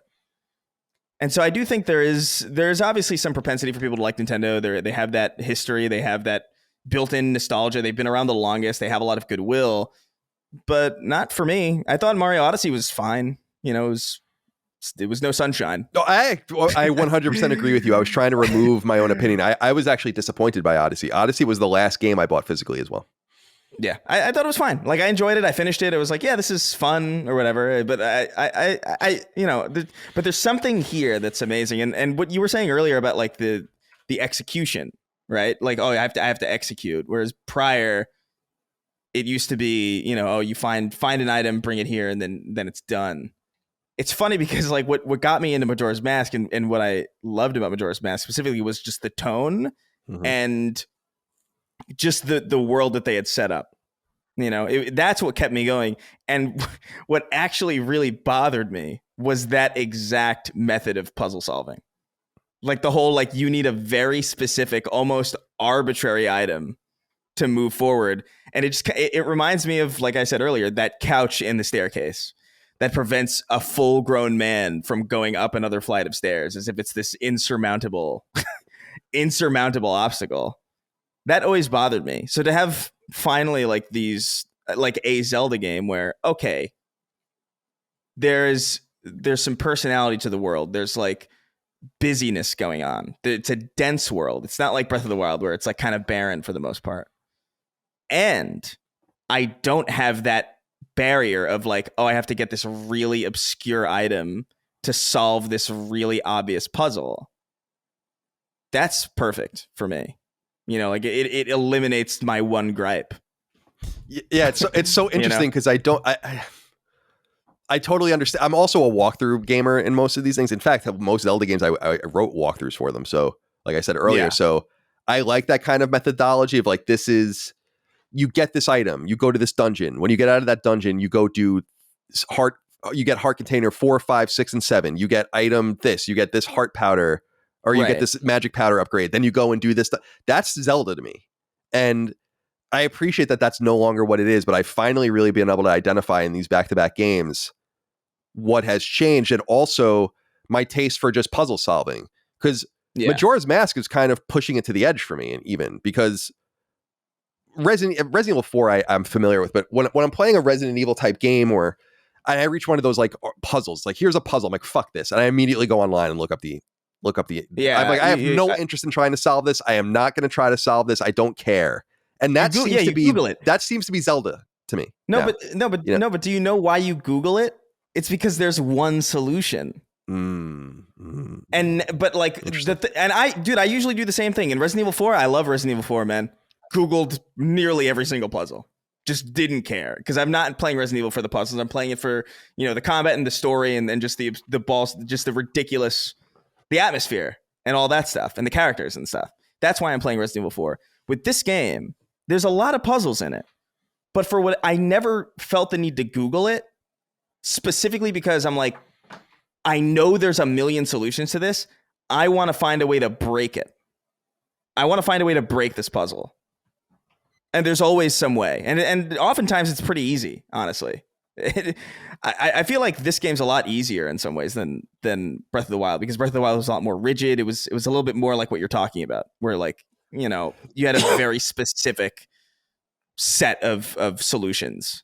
Whereas this game, like, dude, clipping through the ground is a mechanic in this. I don't know how a game doesn't break from that alone. Like the amount of design that has to go into reshaping the entire game. But I don't know, man. I know what you're saying. And I do think the reason why I'm getting along with this game a lot better than Breath of the Wild is that it strangely is more linear. Like, it's way more open. There's way more solutions to every problem, but there's a clear golden path. Where in Breath of the Wild, I had no fucking clue what to do. I was like, the second it got to like, 4 divine beasts, I was like, I don't know what to do. I have no idea. Where here, it feels like I feel like you could do like that guided playthrough and be done with it in like probably pretty quickly. Yeah, but I know what you mean though. There's a tension. There's just a tension between what I go in for now, and I don't think I'm too stupid for puzzle games, and this seems to be really. It seems like Zelda is a puzzle game now, and it's just. It reminds me of, I mean, it's not as extreme, but when that game, The Witness, came out, I felt so left out because I was like, I don't know, man. I can't do it. Stand that one. I can't do it. Yeah, I can't do it. There's not even, just watching it, I'm like, there's just no way on God's green earth I'm playing this game. And yeah, that's fair. So yeah, it's just about taste, but you can't deny, you certainly can't deny the amazing quality and execution. And just the consistent Nintendo-ness. In fact, I saw that the CEO, what is it, Kenichiro Yoshida or whatever, of Sony was asked about the Mario movie. Did you guys see this? And he said he went and saw it, and he was like, it's absolutely incredible and amazing, and we need to basically look to building IPs that have 100-year legacies like Mario, or what will be a 100-year legacy. And I was like, wow, man, everyone notices, even Sony, who doesn't say shit about shit. People were pointing out. And it's kind of mean because it's true. Sony never acknowledges Xbox, basically. But once in a blue moon, they'll acknowledge Nintendo, and they release their Nintendo tweet. Their Hyrule, welcome to Hyrule, or whatever the fuck it's called in this. What is it? Hyrule? I don't know. Yeah. So it's not. By the way, I sent that. Oh yeah, let me take a look here. I sent those disgusting little creatures. Let's see. The ugliest fucking things I've ever seen. They look like One Piece characters. Oh, hey. This link is not working. Yeah, this link is broken. I said for me. virus installed. Oh, really? No, not really.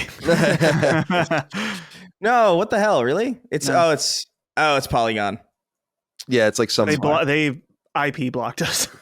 Yeah. Whatever. I'll put it in the Discord. Cool. It's fucking ugly.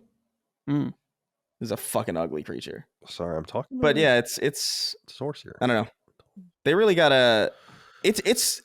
And I can't say this enough, dude. Like, that it's on the Switch really kind of blows my mind. Like, that's what really kind of blows my mind. There needs to be new hardware, no doubt, for Nintendo if they want to keep up at all. But that this is working at all on Switch is pretty fucking remarkable. Agreed indeed. All right. Well, congratulations to Nintendo. Indeed. Yeah. And I hope you guys continue to enjoy. It seems like this is, a lot of people wrote in about Game of the Year stuff. It's early, but it seems like this would be some sort of near lock, I would assume, unless something blows people away. That will come, and we'll see. All right. Let's get into some of the news. There's only 3 items to get through this week, but they are notable, and we can move through them somewhat quickly. Number 1, right after we published last week's episode of Sacred Symbols, layoffs struck Sony second-party developer Deviation Games. This is actually information that was provided to this podcast a couple of weeks ago, but couldn't be corroborated until after publication. So I want to cut in here real quick. Every once in a while, people tell me things, and it's like when someone told me the Wolverine game was happening, and I'm like, that's not happening. And I could have broken that like months before. I was like, I didn't even think twice about that. I'm like, that sounds so dumb. And then it's similar things. Someone reached out to me and was like, Deviation Games is laying off 90 people and canceling the game they're working on. And this person had it on good authority. And I'm like, I just can't vet this. I don't know how to vet this, And it was, I don't know how this person knew, because it happened. It was not, I told you guys in the Discord. So there's like some sort of record of it. I was like, wow, this is crazy. So I just wanted to throw that out there. Shout out to that person who talked to me. Though Sony hasn't commented on the layoffs, which apparently amount to at least 90 heads, our source tells us that the game is canceled and that Deviation skeleton crew has until December to find a new project, or they will shut down completely if not before then. It's possible that contract work or a smaller project may help keep Deviation afloat, but remember, when Sony got into bed with Deviation in 2021, it was because of one person in particular, Jason Blundell. Blundell was co-founder of Deviation and is perhaps best known for his work at Call of Duty developer Treyarch, where he acted as executive producer on the original 2010 Black Ops and directed both 2012's Black Ops 2 and 2015's Black Ops 3. He's widely credited with being the creative mind behind the Zombies mode in particular. But you may recall that he randomly left Deviation in September of last year, a strange move for the director of a project and an ominous sign of both its quality and potential. Dave Anthony, the other co-founder of Deviation, apparently remains. He directed the original Black Ops and wrote much of the Black Ops series, so there's no doubt some talent left behind. But Blundell was supposed to be the guy, with Anthony acting as studio head and CEO. Sony's deal with Deviation was revealed back in 2021, and in reality, they've said nothing about it since. Meanwhile, two other second-party studios that Sony got into bed with at the same time, Haven and Firewalk, are both now owned by PlayStation. And since the game was never revealed, and in fact, since we never knew precisely what kind of game they were working on, since it was never said, it's entirely possible Sony never says another word about this canceled game, though you can still read about it on the PlayStation blog from 2021, where they say very little. VRG wrote in, a lot of people did, but let's go with VRG. He says, hey fellas, what the hell happened at Deviation Games? During the Summer Game Fest 2021 showcase, they puffed out their chest to announce they were making a game in partnership with PlayStation. It was such an oddball announcement for a showcase because they didn't even give a name for their game or provide any kind of explanation for it. They went on having the unfounded confidence to hype up nothing announcement in 2021 to devastatingly huge layoffs in 2023. I don't think it's that weird because, again, if you go look at the calendar, you'll note that Sony announced the deal with Haven, Firewalk, and Deviation all around, in the same era, let's say, of time. And two of those games, none of those games have been titled. We don't know anything about them other than that they're likely multiplayer service games. And two of those studios were purchased by Sony. And one of them was clearly not and got their money and their funding removed, probably because, as I explained to people last week, they must have failed a milestone. And Sony does seem to be going around, and it is that time of year. I mean, the fiscal year turned over. I don't think it's a coincidence. Media Molecule gets streams pulled, et cetera, and so on. I think all these things are probably happening at the same time for a reason. But it's been unclear if the game is canceled, but I'm comfortable saying the game is canceled simply because the person who told me 2 weeks ago that this was happening said that the game was canceled. So it's possible that they survive and do something else, but the funding from Sony, it seems like, is gone. This is obviously a bad sign for Deviation, but a great sign for Sony. I mean, what do we have to really lose here? We were just talking about this. Yeah. We would rather not have Redfall on PlayStation, right? I was talking about Forspoken. Why would we want that even? It's not to say, again, that those games shouldn't belong somewhere. Publish them with another publisher, make them a third-party game, bring them to PlayStation. But Sony shouldn't be getting into bed with people with third, or especially this would have been a second-party game, and just putting things out to put them out. That's not the way PlayStation operates anymore. And as I've said in the past, I think quality is simply their best advantage. And so protecting that, even if it costs them, these guys had over 100 heads. So we're talking about a studio that costs 10, 15, $20 million between all expenses a year to run. Not to mention so it's not like Sony didn't lose money on this. So I think it's smart that they pulled the plug, and I have no problem with this as long as they continue to protect quality as the bottom line. So, Dustin, what do you think about this Deviation news, which happened a while ago because it happened really right after we published? Right. Well, you look at how they've kind of tried to organically partner with smaller teams and kind of see what they blossom into. And of course, you mentioned Haven, which is a team that they were really impressed with and decided to purchase. But not all investments like this can bear fruit. And I think it's a wise way of figuring out and trying to bolster new talent and new teams, and that they didn't own Deviation Games. And so, yeah, they still lost some money, but it's not like the type of investment if they did own them, I guess, or figuring out reshuffling and stuff like that. So like you said, Colin, the focus on making sure now that the things that come out are the blockbusters, the big games. That's really what their focus is. And they just don't they aren't interested in smaller, less successful games, really, at this point. Or And bad. so, I mean, like, I don't know if we knew this could have been a huge game. It's just, I think we're talking about quality, you know, like Right. I think they just don't want bad games.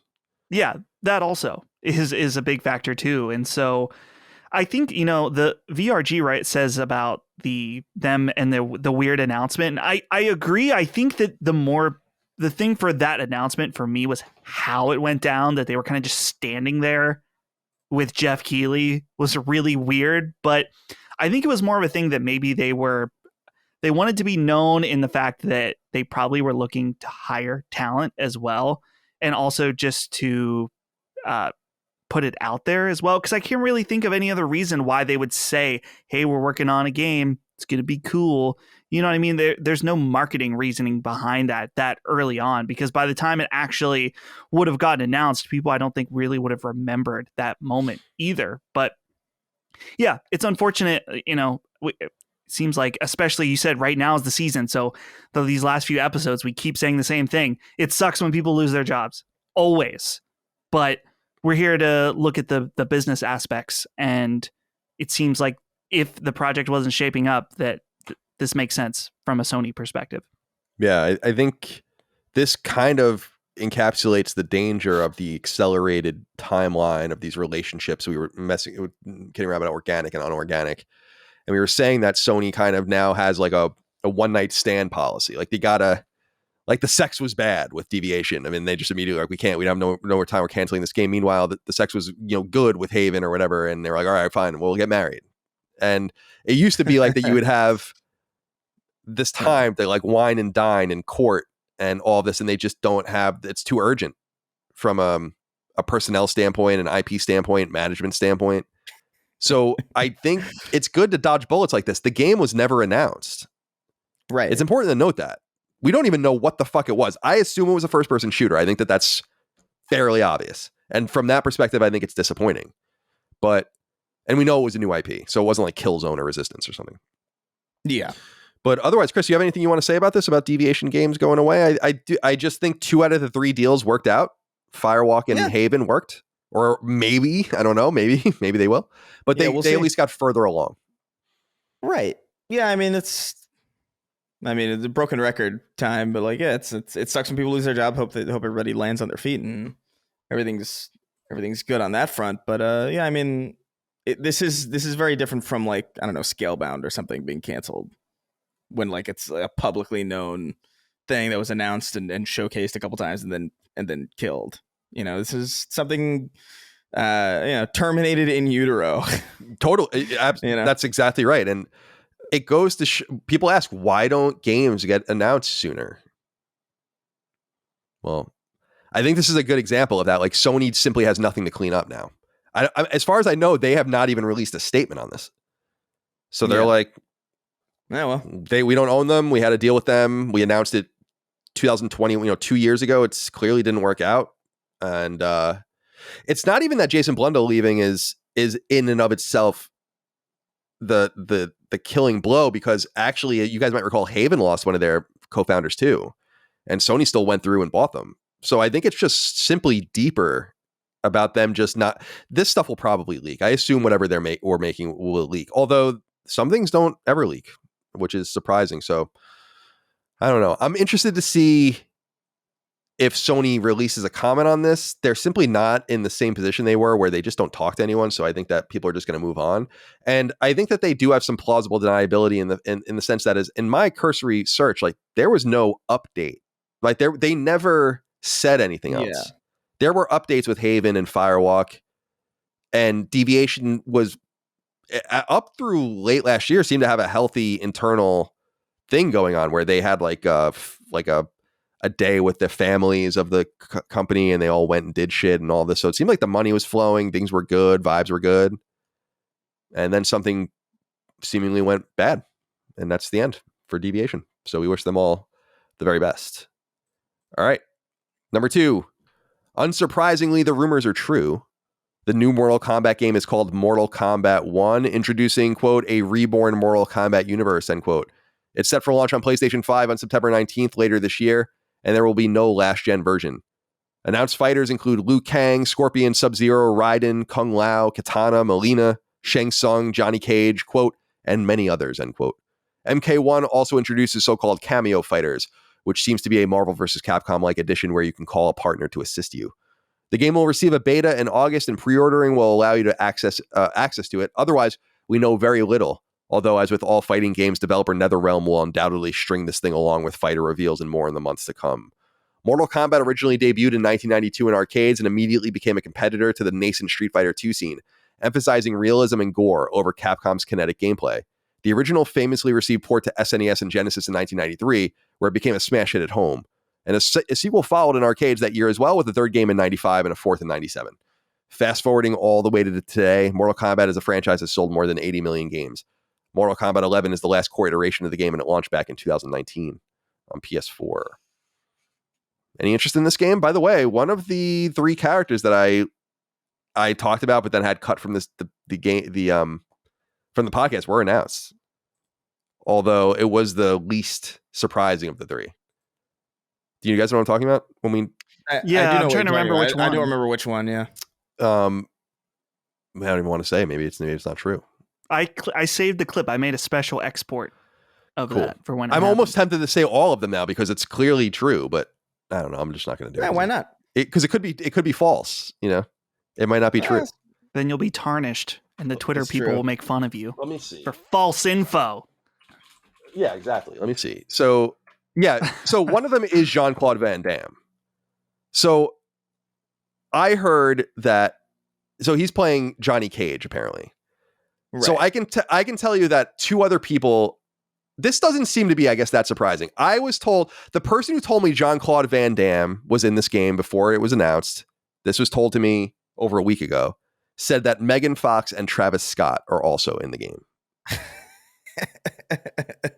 So I wonder who they're playing or if that's true. Again, I'm just telling you, I don't know if that's true, but I am telling you that the person who told me Jean-Claude Van Damme was in this game told me that Megan Fox and Travis Scott are also in the game. But I don't know if any of that has been revealed or announced yet.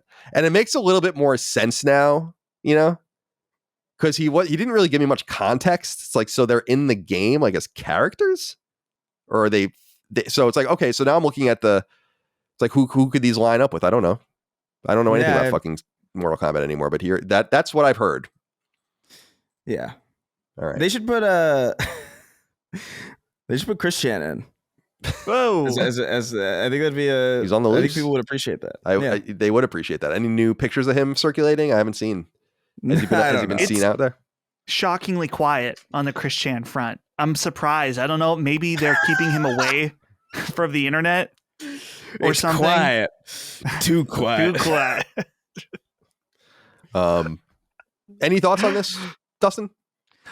Not really. I'll tell you that the main thought is that this image of the logo that has, I don't know what character this is, but it says Mortal Kombat 1. It's got kind of the white background and you can see through the logo in the background. I love it. It looks really clean. And I just like this idea of this really, really brutal, violent fighting game having this really clean, beautiful aesthetic. It's not something that's going to make me buy it probably, but I definitely, as I mentioned last week, when my friend Brandon gets this, I want him to come over. We'll play it for a night. Looks cool. I'm excited for fans because I think this is a very strong showing for them. Right on. Yeah, it's I like the close to the vest announcement, releasing it. Do I even have it in here? I don't think I even put the release date in here. I think it's September. Yeah, I just had it up. Yeah, on September 19th. 19th. Yeah, I didn't put the release date in there. Yeah, so it comes out PS5. Oh, no, PS5 only. So nice. And of course, Xbox Series X and PC as well, but no last gen version is what I mean.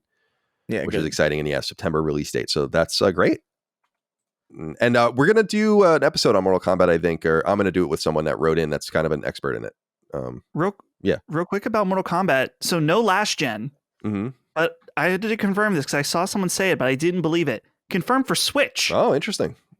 So they must have seen something in that last Mortal Kombat game that came out on Switch. But I don't know. Maybe they just don't think the sales will be there for PS4. Probably not. I mean, are people really still buying PS4 games earnestly that are cross-gen? Maybe. I mean, the console's 10 years old. Well, I think it's time to move on. absolutely. Well, I think so, because didn't Hogwarts Legacy that? Oh yeah, it sold like hotcakes. Yeah, that's true. Yeah, it sold like crazy on last gen. That's right. And I can't imagine that most of those are people on Xbox One. You know? And they still haven't released it on Switch, which is going to be a whole nother burst of sales for them as Switch goes into this last. Switch reminds me a little bit of Game Boy, although it hasn't been on the market as long, though, where it kind of just it has this late generation explosion of potential games. You know. Yeah. All right. Oh, the Real Deli. We talked about I had you in here, but we already talked about last gen stuff. All right. Number 3, new sales data has emerged for the American games market, as it does each and every month. This time, the data covers the month of April 2023 in the US, the world's largest core gaming economy, and counts both digital and physical software sales, with some exceptions. But first, hardware. While Sony made more money on PS5 than Nintendo did on Switch for the month, more Switch units were sold than PS5s. The best-selling game of the month, not surprisingly, was Star Wars Jedi Survivor from developer Respawn and publisher EA. Interestingly, Dam Buster's Dead Island 2 slotted second, while San Diego Studios' MLB The Show 23 came in fourth, Capcom's Resident Evil 4 remake in fourth, and at fifth, an Activision Call of Duty. Wait, what the fuck? Oh, I'm sorry. Let me restart that. San Diego Studios' MLB The Show 23 in third, Capcom's Resident Evil 4 remake in fourth, and Activision Call of Duty Modern Warfare 2 in fifth. Other notable games include Hogwarts Legacy at 6, EA Sports PGA Tour at 7, came out of nowhere. Mega Man Battle Network Legacy Collection at 8. It's incredible. It's shocking. Final Fantasy Pixel Remaster at 14, and at $75, and The Last of Us Part 1 at 17. As you may recall, bi-platform sales are no longer publicly shared, and I did confirm Final Fantasy Pixel Remaster is the collection of games, all of them. $75, $75 game. I wonder if that's the first $75 game ever, or above $70 MSRP game on. Let me think here. That isn't like a special edition SKU of right something? Or like there would have been so I'm thinking like Steel Battalion is a game that would have been more than that, and then maybe like the Guitar Hero games probably weren't even with the guitars. Well, that would just be a bundle. Yeah, right? There would be like a separate kind of thing. It's interesting. It's just kind of means nothing at all, but something interesting I'm thinking about. All right, let's move on, guys. It's time. That's all for the news. It's time to get into listener inquiries. And we end each episode of Sacred Symbols with 6 questions, comments, concerns, thoughts, and ideas from the audience. You submit them on Patreon, on the post we put in the newsfeed every week. I go through them and try to pull them out. We'll start with Dexter Wallingsford. Said, hello, Sacred Boys. Hearing the news that Zelda has sold 10 million units in 3 days. Do you think that PlayStation has any first-party exclusives that could ever do that? Could it be an existing IP or potentially a new one? Thanks. I don't see PlayStation selling 10 million copies of a new IP. No matter how good, I mean, it will over time, but I'm saying in that 3 days, it seems, when you look at Resident Evil 4 Remake, I mean, that did 4 million in a week or something. That seems so low to me when I heard that. But I mean, those are great numbers, but it goes to show you how rarefied those kinds of numbers truly are. And Ragnarok doing 12 million or something, whatever it is great, but that took time. I just don't think Sony has Sony really doesn't have, it's not zero, but close to zero potential of doing that with a new IP. And I don't know that maybe Spider-Man or something, but I don't even think the install base is we're dealing with an install base of 120 million versus an install base of 40 million or less. So that has to be taken into account too. So if Spider-Man 2 is coming out in that environment, maybe, but I don't think so. I don't know. What do you think, Chris? I think Spider-Man has the highest potential to do that just because it's Spider-Man. It's like a universal. It is a PlayStation IP, technically speaking, in games, or at least in this current run. But it's just a culturally ubiquitous character, and that I think could, in the right circumstances, with the right amount of machines out there in the wild and the right amount of players even clued into the ecosystem, could do that. I think, but. Even so, like I don't know, because how much did the first Spider-Man do? 25 million, I want to say, over like cumulative. That was over a while, right? Yeah. Like in 3 days, I don't think it did 10 million. No, not even close. And that was with an install base of a pretty sizable number of PS4s. And that's a I know it's a new IP technically, but it's not really. I mean, Spider-Man's not a new IP. people were stoked for that game immediately. Yeah, I found the data here. It's 3 days, 3.3 million copies. Spider-Man. Yeah. So I mean that's and that's, by the way, with a healthy install base of PS4s. It's pretty late into because that was 2018, right? Right.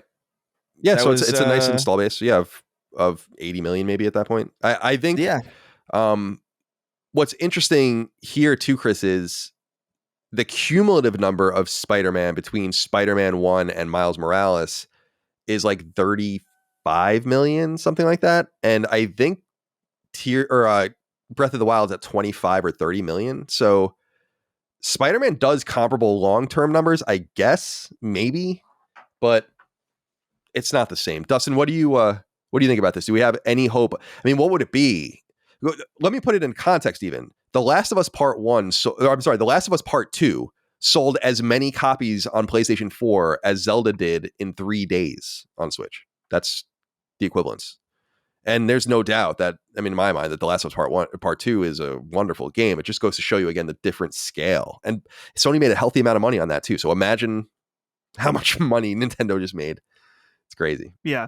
Well, there's a couple different factors that we can look at this. I mean, first of all, when you're comparing Zelda, the Switch is now the third best selling console of all time. Mm-hmm. They have 125 million Switches out there compared to PlayStation 5. And this is just me looking on Wikipedia, though these numbers are usually updated and decently accurate. Right now, PlayStation 5 is at 38.4 million.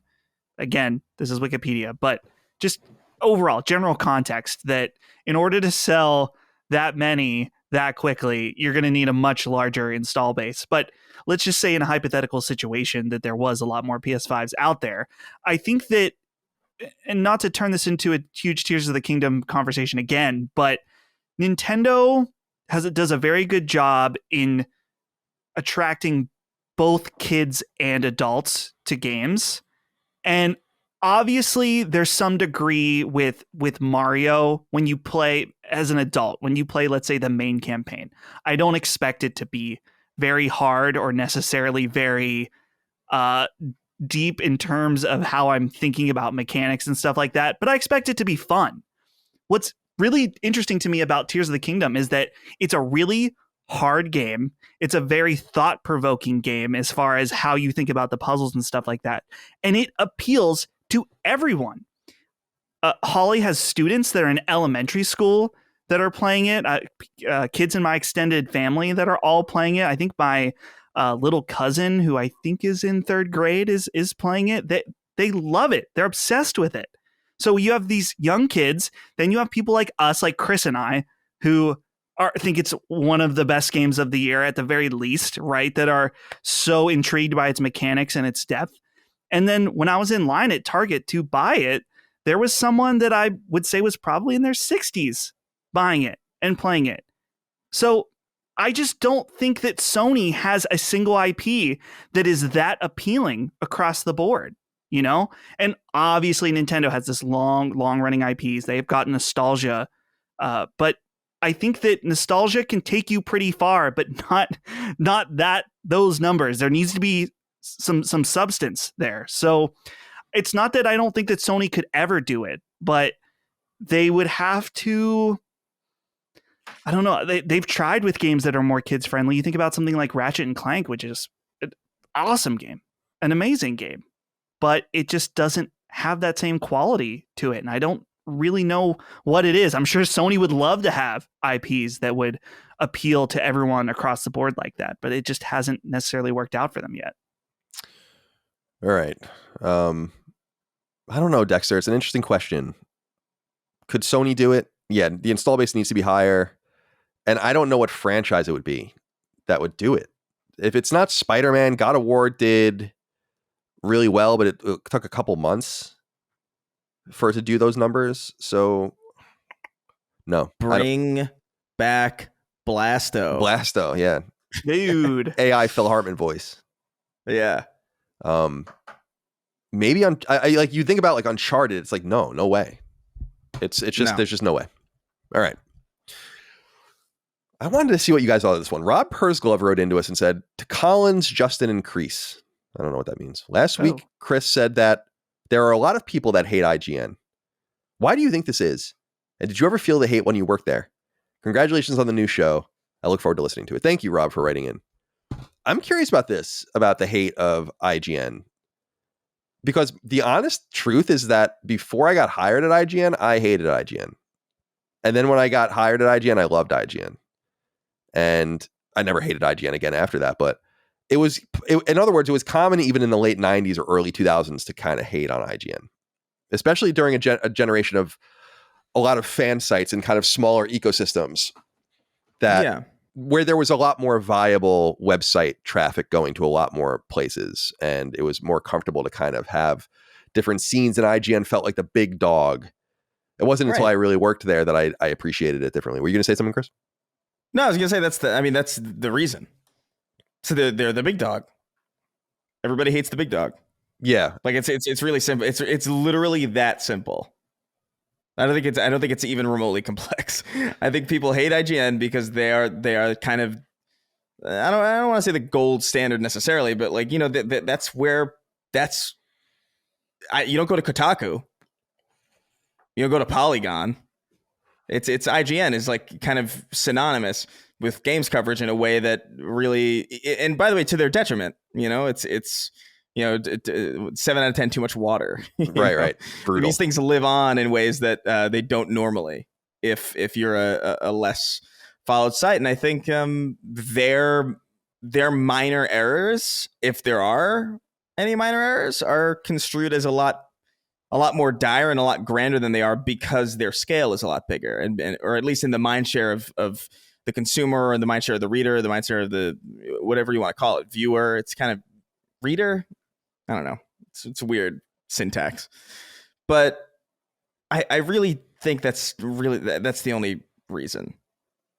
Yeah, it's true. I mean, I think the IGN's permanent. It's a permanent thing. It's never going anywhere.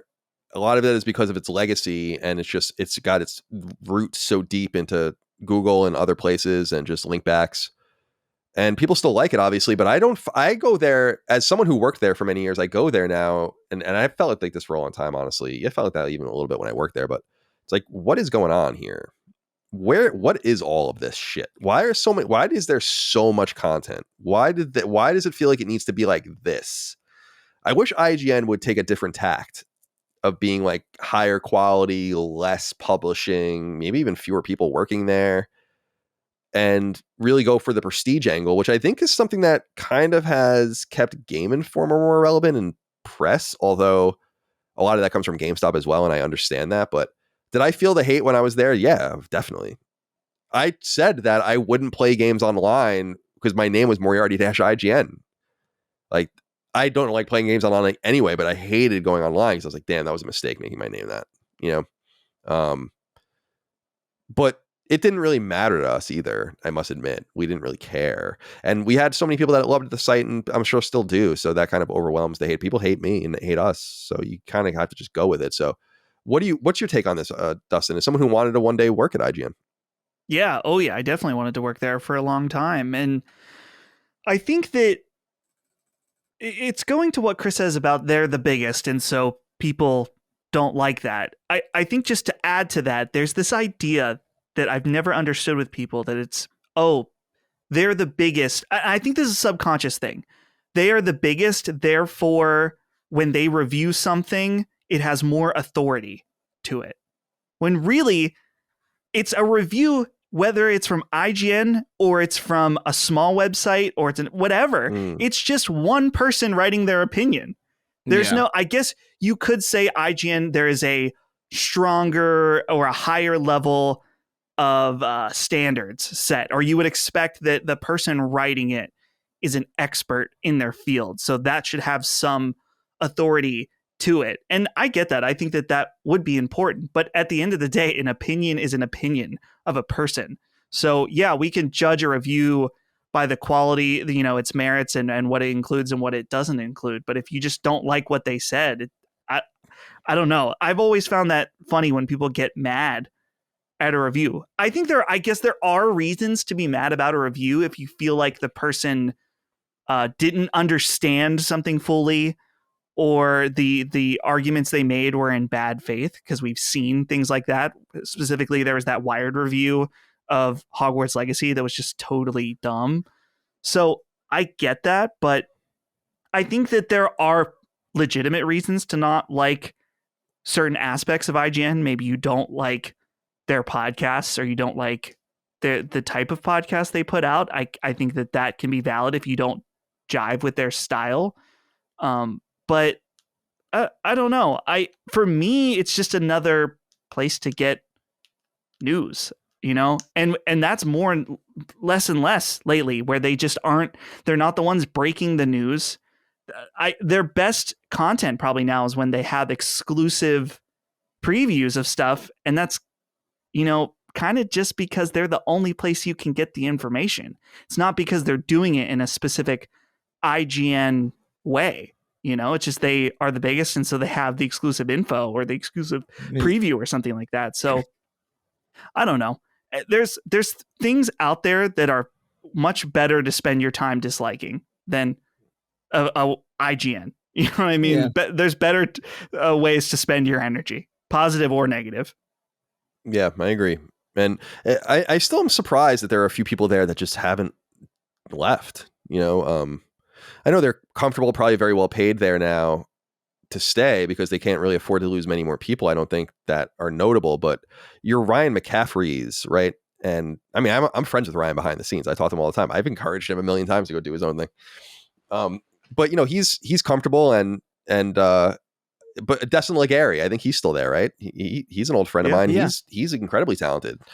I think I don't know. I don't want to fill people's minds with my own thoughts, I guess, and these delusions of grandeur or whatever for them, if they are that, but I don't think they are. I think those kinds of guys would do really well on their own. It's still about the personalities and the things that, and like what you bring to the table. And I think this new era of coverage that really began with podcasting, but kind of came into its own with YouTube and Twitch and all the rest. It's not relying on mastheads anymore. It's the same reason why no one gives a fuck about the New York Times or the Washington Post compared to the way they used to, or that when we talk about cable news, it's like, dude, 1 million people are watching that show. Are you kidding? That's great numbers for us, but for cable news, I think I said this before. I think I said it on a show that the Corden late night show on CBS cost $65 million a year to produce. And they made only $45 million on that, selling that on CBS. And there are dudes doing 1/50th of that revenue in their fucking bedrooms.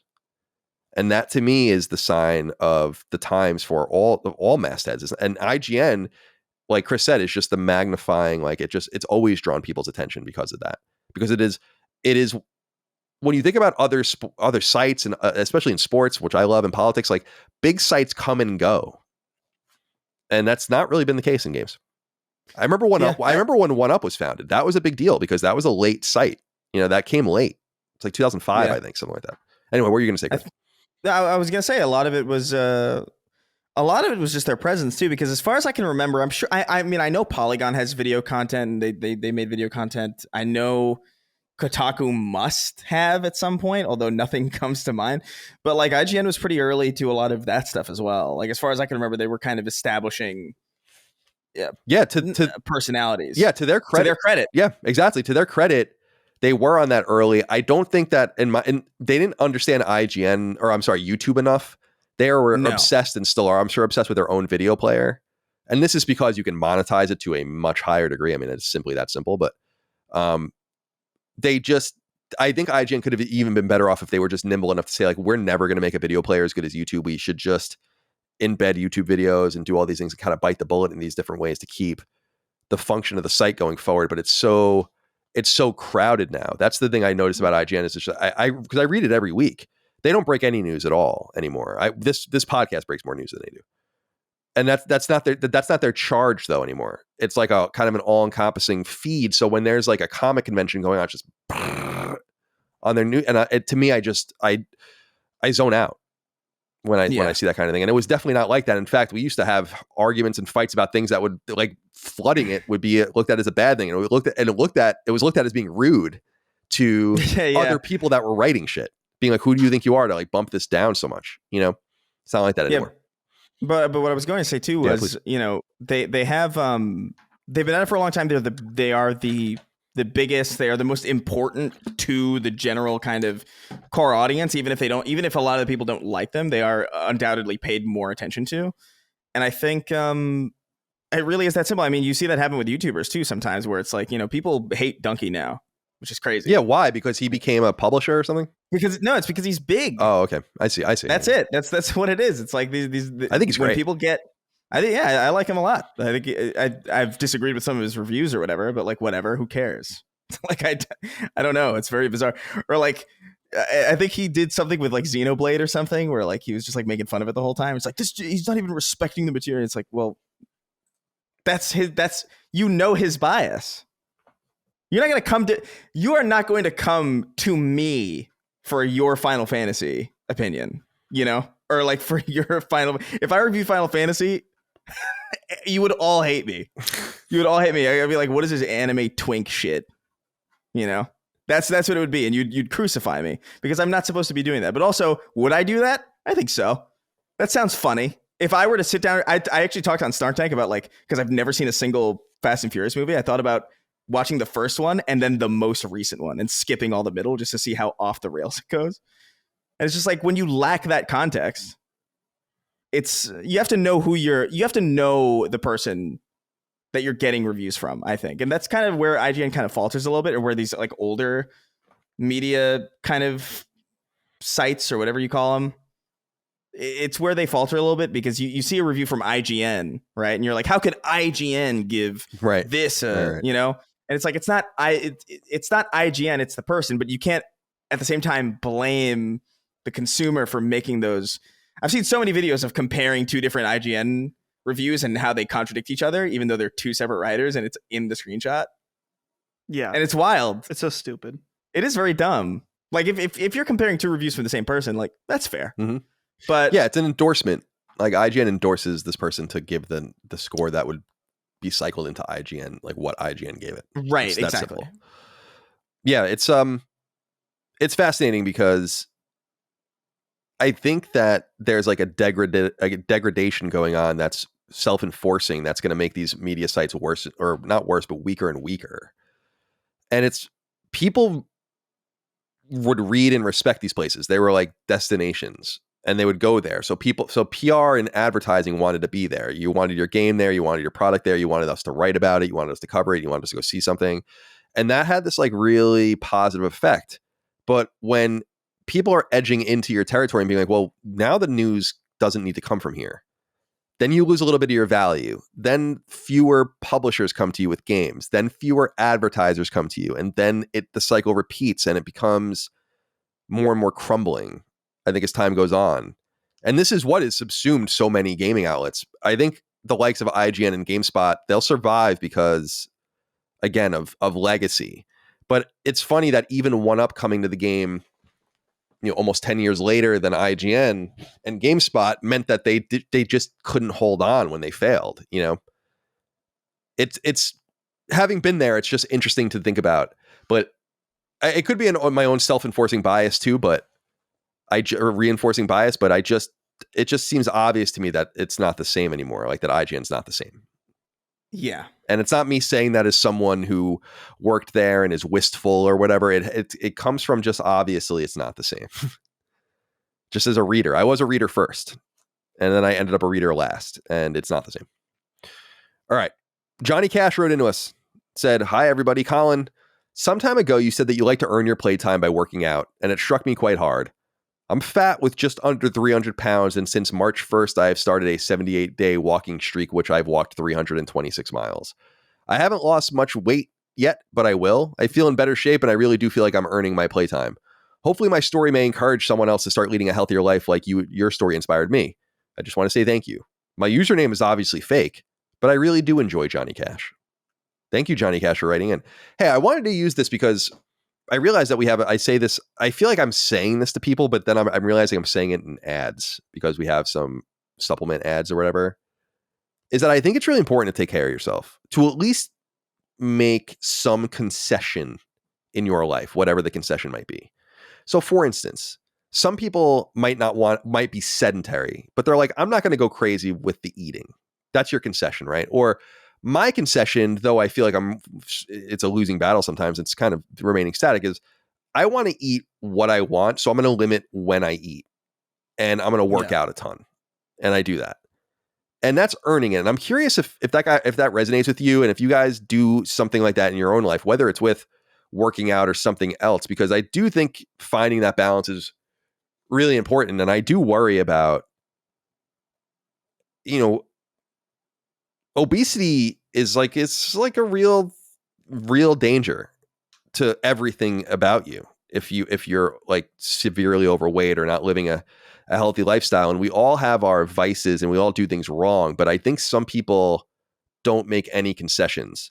And I think by tying concessions to things you enjoy, it's like a good carrot at the end of the stick to say, like, you can do this, but just go do this first. Is it that big of a deal?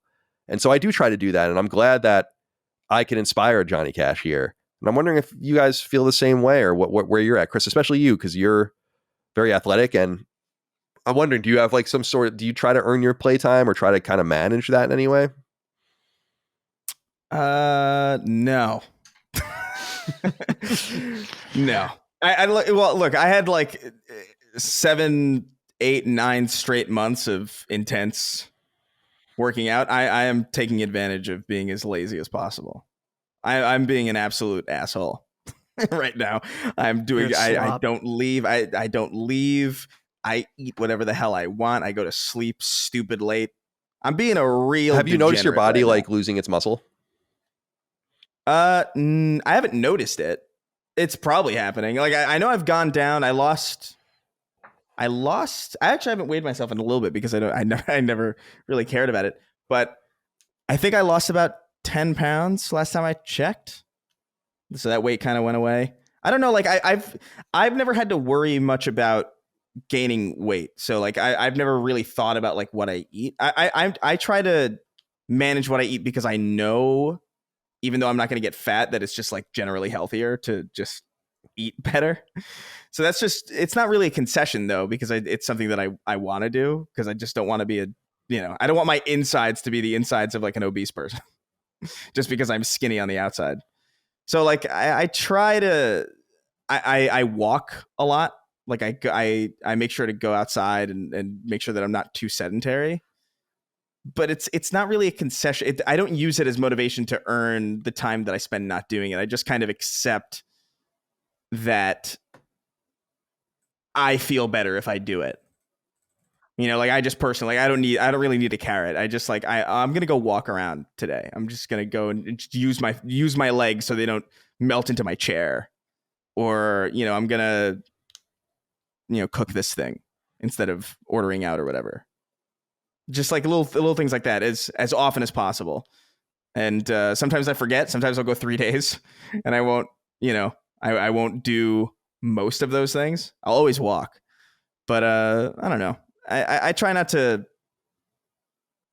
stress myself out with that stuff, because that can get stressful for me. I don't know why. Like just keeping myself on some weird like personal schedule to, I'm taking care of myself, but I'm not.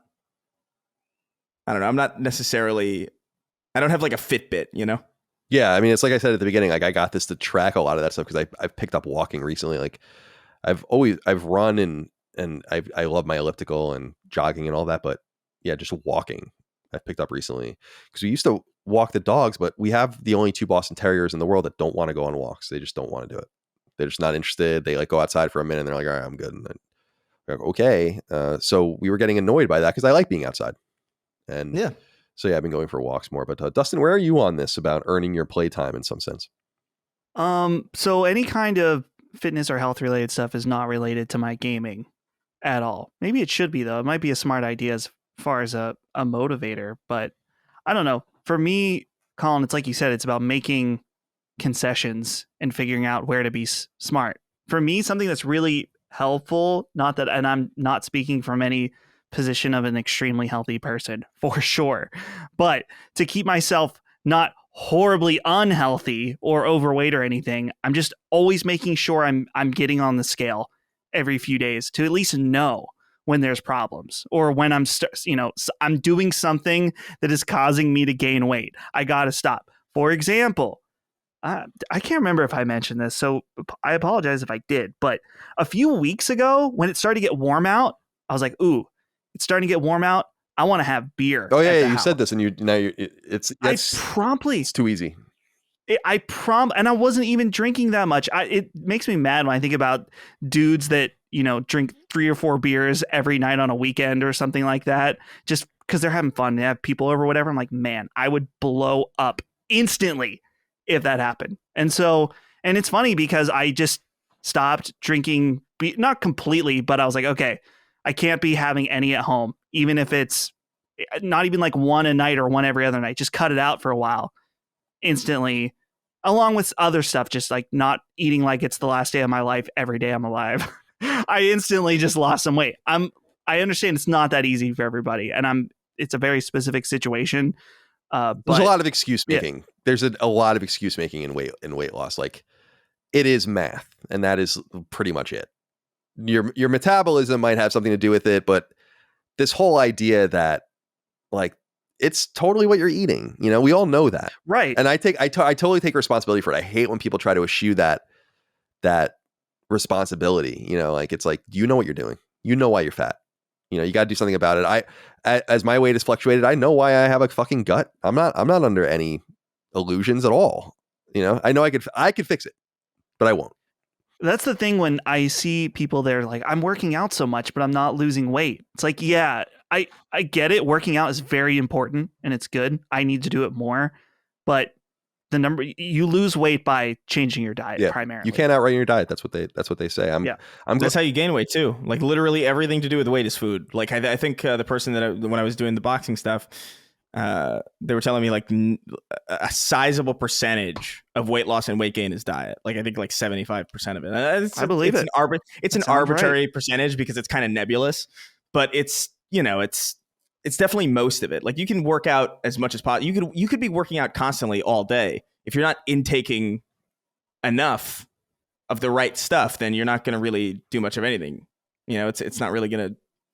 You're just going to hurt yourself, really. Yeah, I mean, I realize I've trained my body to such a degree that I'm simply not hungry most of the day. I just don't care. I don't want to eat, and that's a major concession for me, because when I feast, and if I let myself do that more than once a day, it's gonna get bad. You don't need to see what I do to an Entenmann's box of donuts on a good day. Oh, those are gone. I could. Yeah. Oh, Entenmann's, the powdered ones. Yeah, the powdered ones, the chocolate ones, the plain ones. I love them all. I love the variety the box. Yeah. And I used to love EL Fudge. Did me a favor by fucking up the EL Fudge, because I was all over those for years. But I try to just say, like, Colin, can you just limit it to 3 hours of eating and then just not eat? And I think a combination of that and working out and trying to monitor volume, although I'm not great at that. I love eating.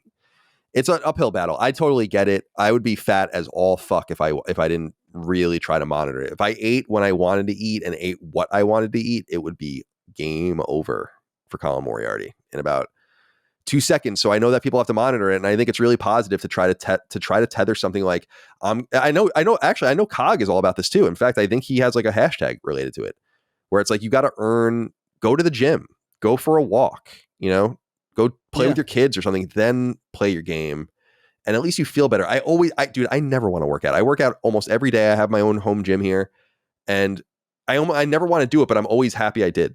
And then I don't feel like a dickhead. And when I don't work out, like yesterday, I was really busy, so I didn't work out for the first time in several weeks, and I felt like a fucking schlub. Get out there, take care of yourselves, my friends. Yeah. Elias Starvarov wrote in, said, "Hey CDC, congrats on launching a new show, snagging Gene, and giving us patrons more value than ever. You're very welcome. A few months ago, Dustin predicted that more games would start offering a 3 to 4 day early access period with the purchase of a deluxe edition.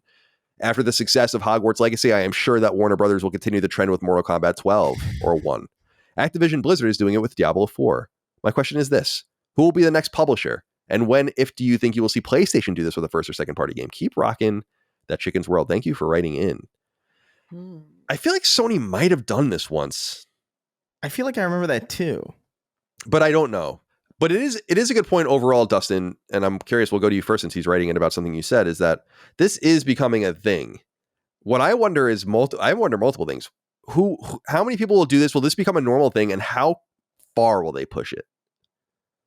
But making your game available early is pretty bold in the era of a day one patch or constant patching.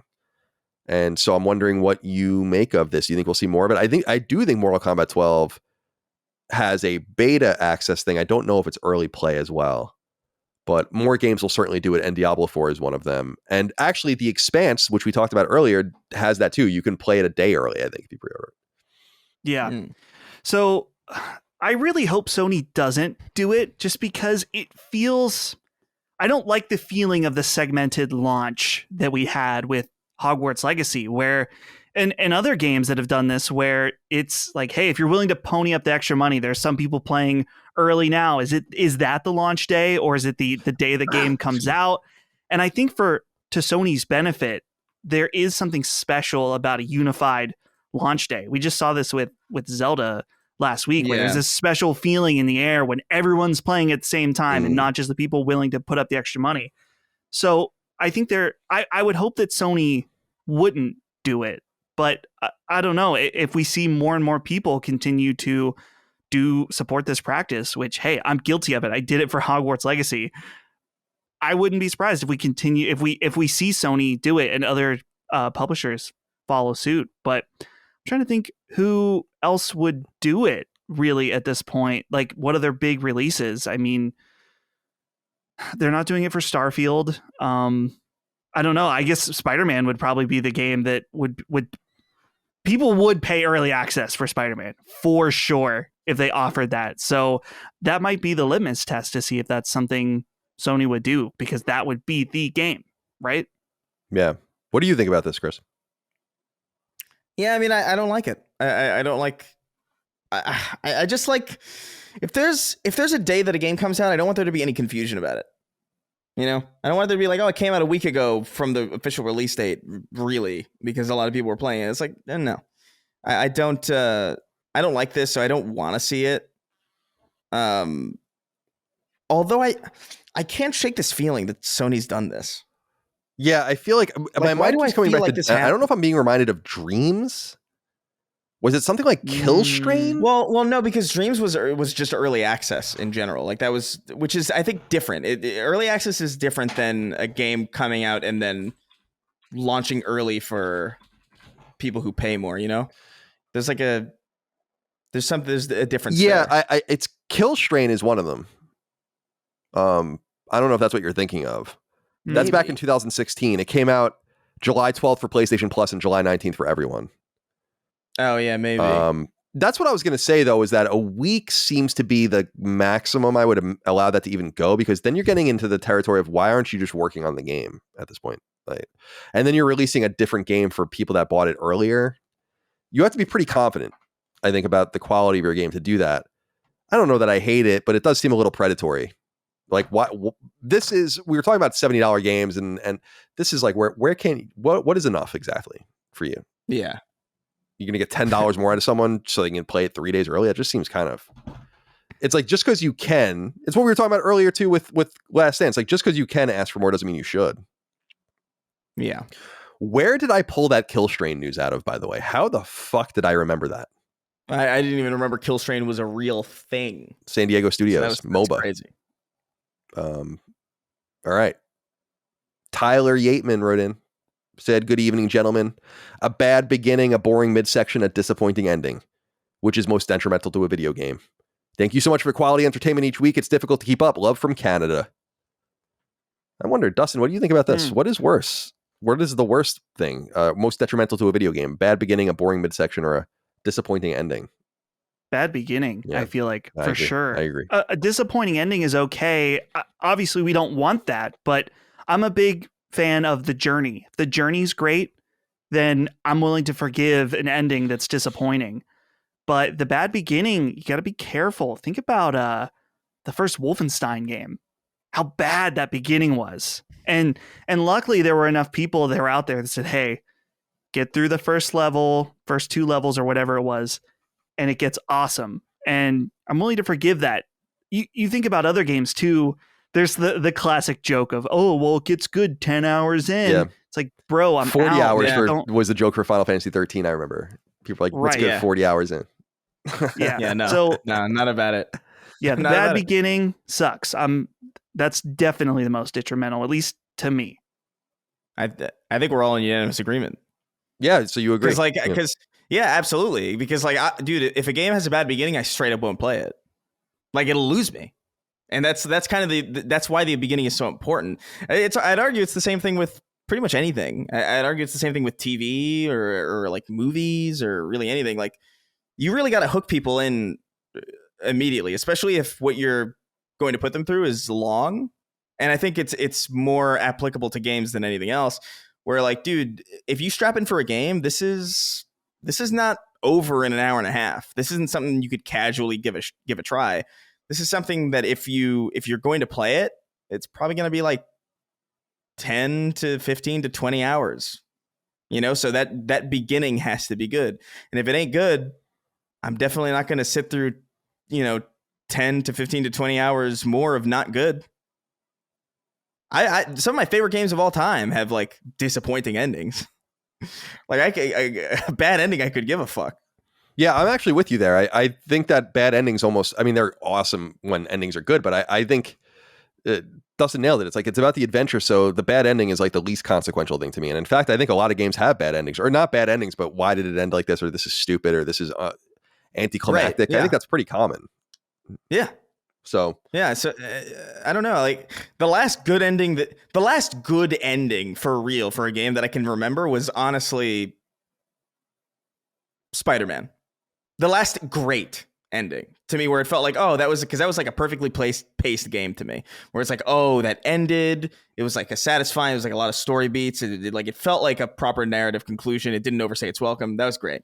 God of War was great too, and like God of War Ragnarok ended well enough. I enjoyed it and all that stuff, but great endings are very rare. Some of my favorite games of all time, obviously, Halo 2 has a notoriously, I like that ending a lot personally, but I feel like it's cut off. It's like, oh, sorry, we'll see you next time, and that's one of my favorite games of all time.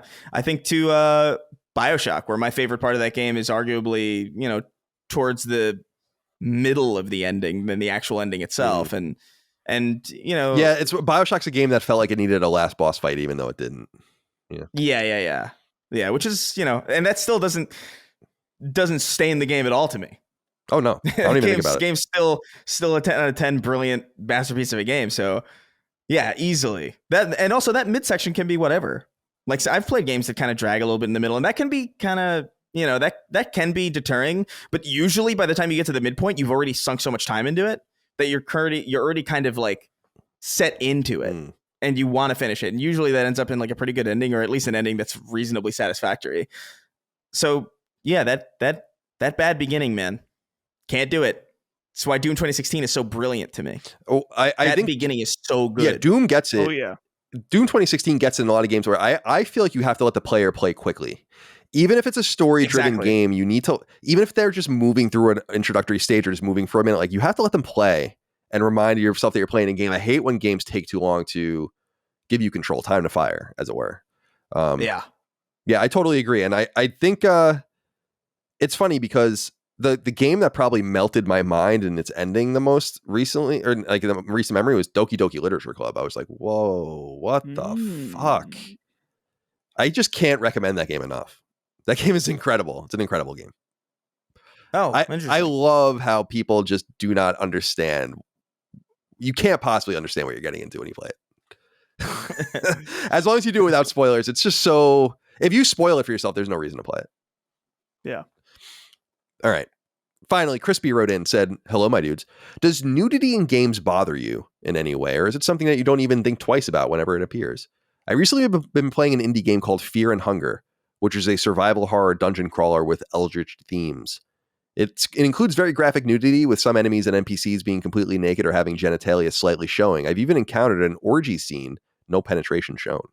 Even though the art style is not realistic at all, It was still pretty shocking to see a humongous troll penis poking from beneath his loincloth as I'm fighting him.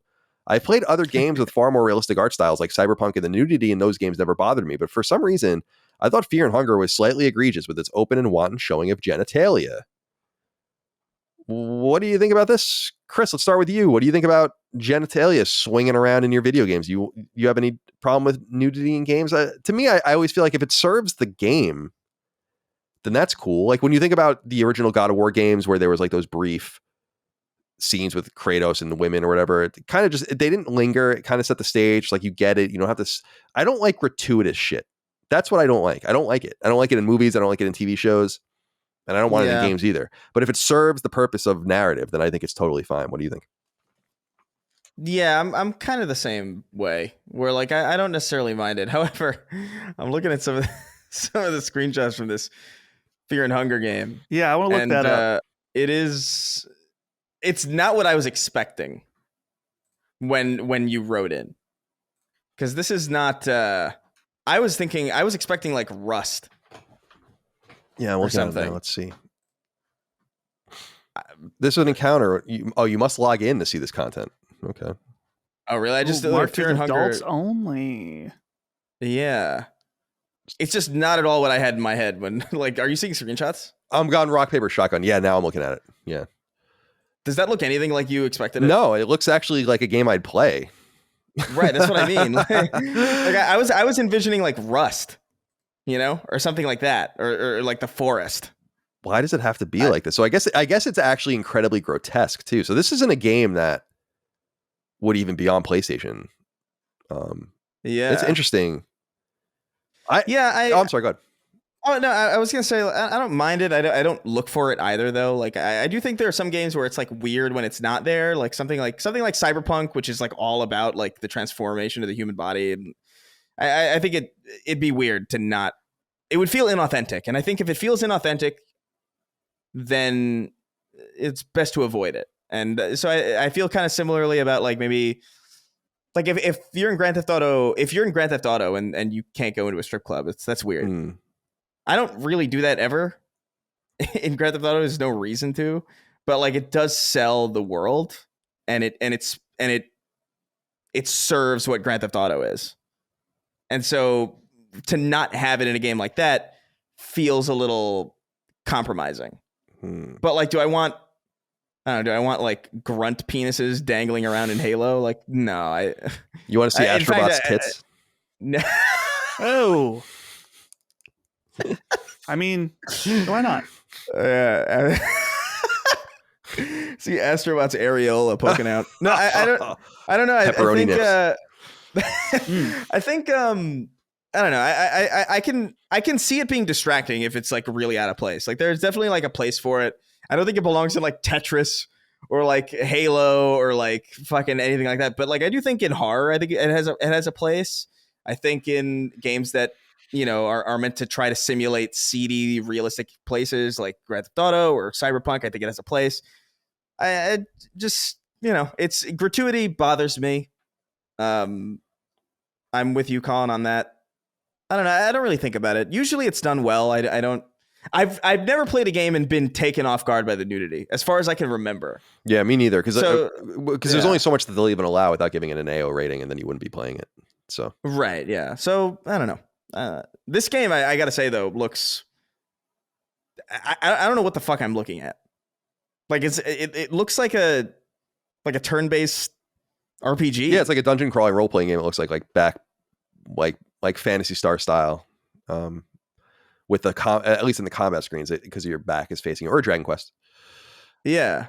But I think it's more of a DRPG than a JRPG. I don't know. I'll have to look into that. I never heard of it, but that's because it's got dicks and all this thing that wouldn't allow it to be on PlayStation anyway.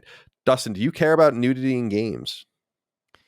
I don't think about it too often. I remember when I was a kid, that was one of the things holding like reasons why I wasn't allowed to play certain games that had nudity in them.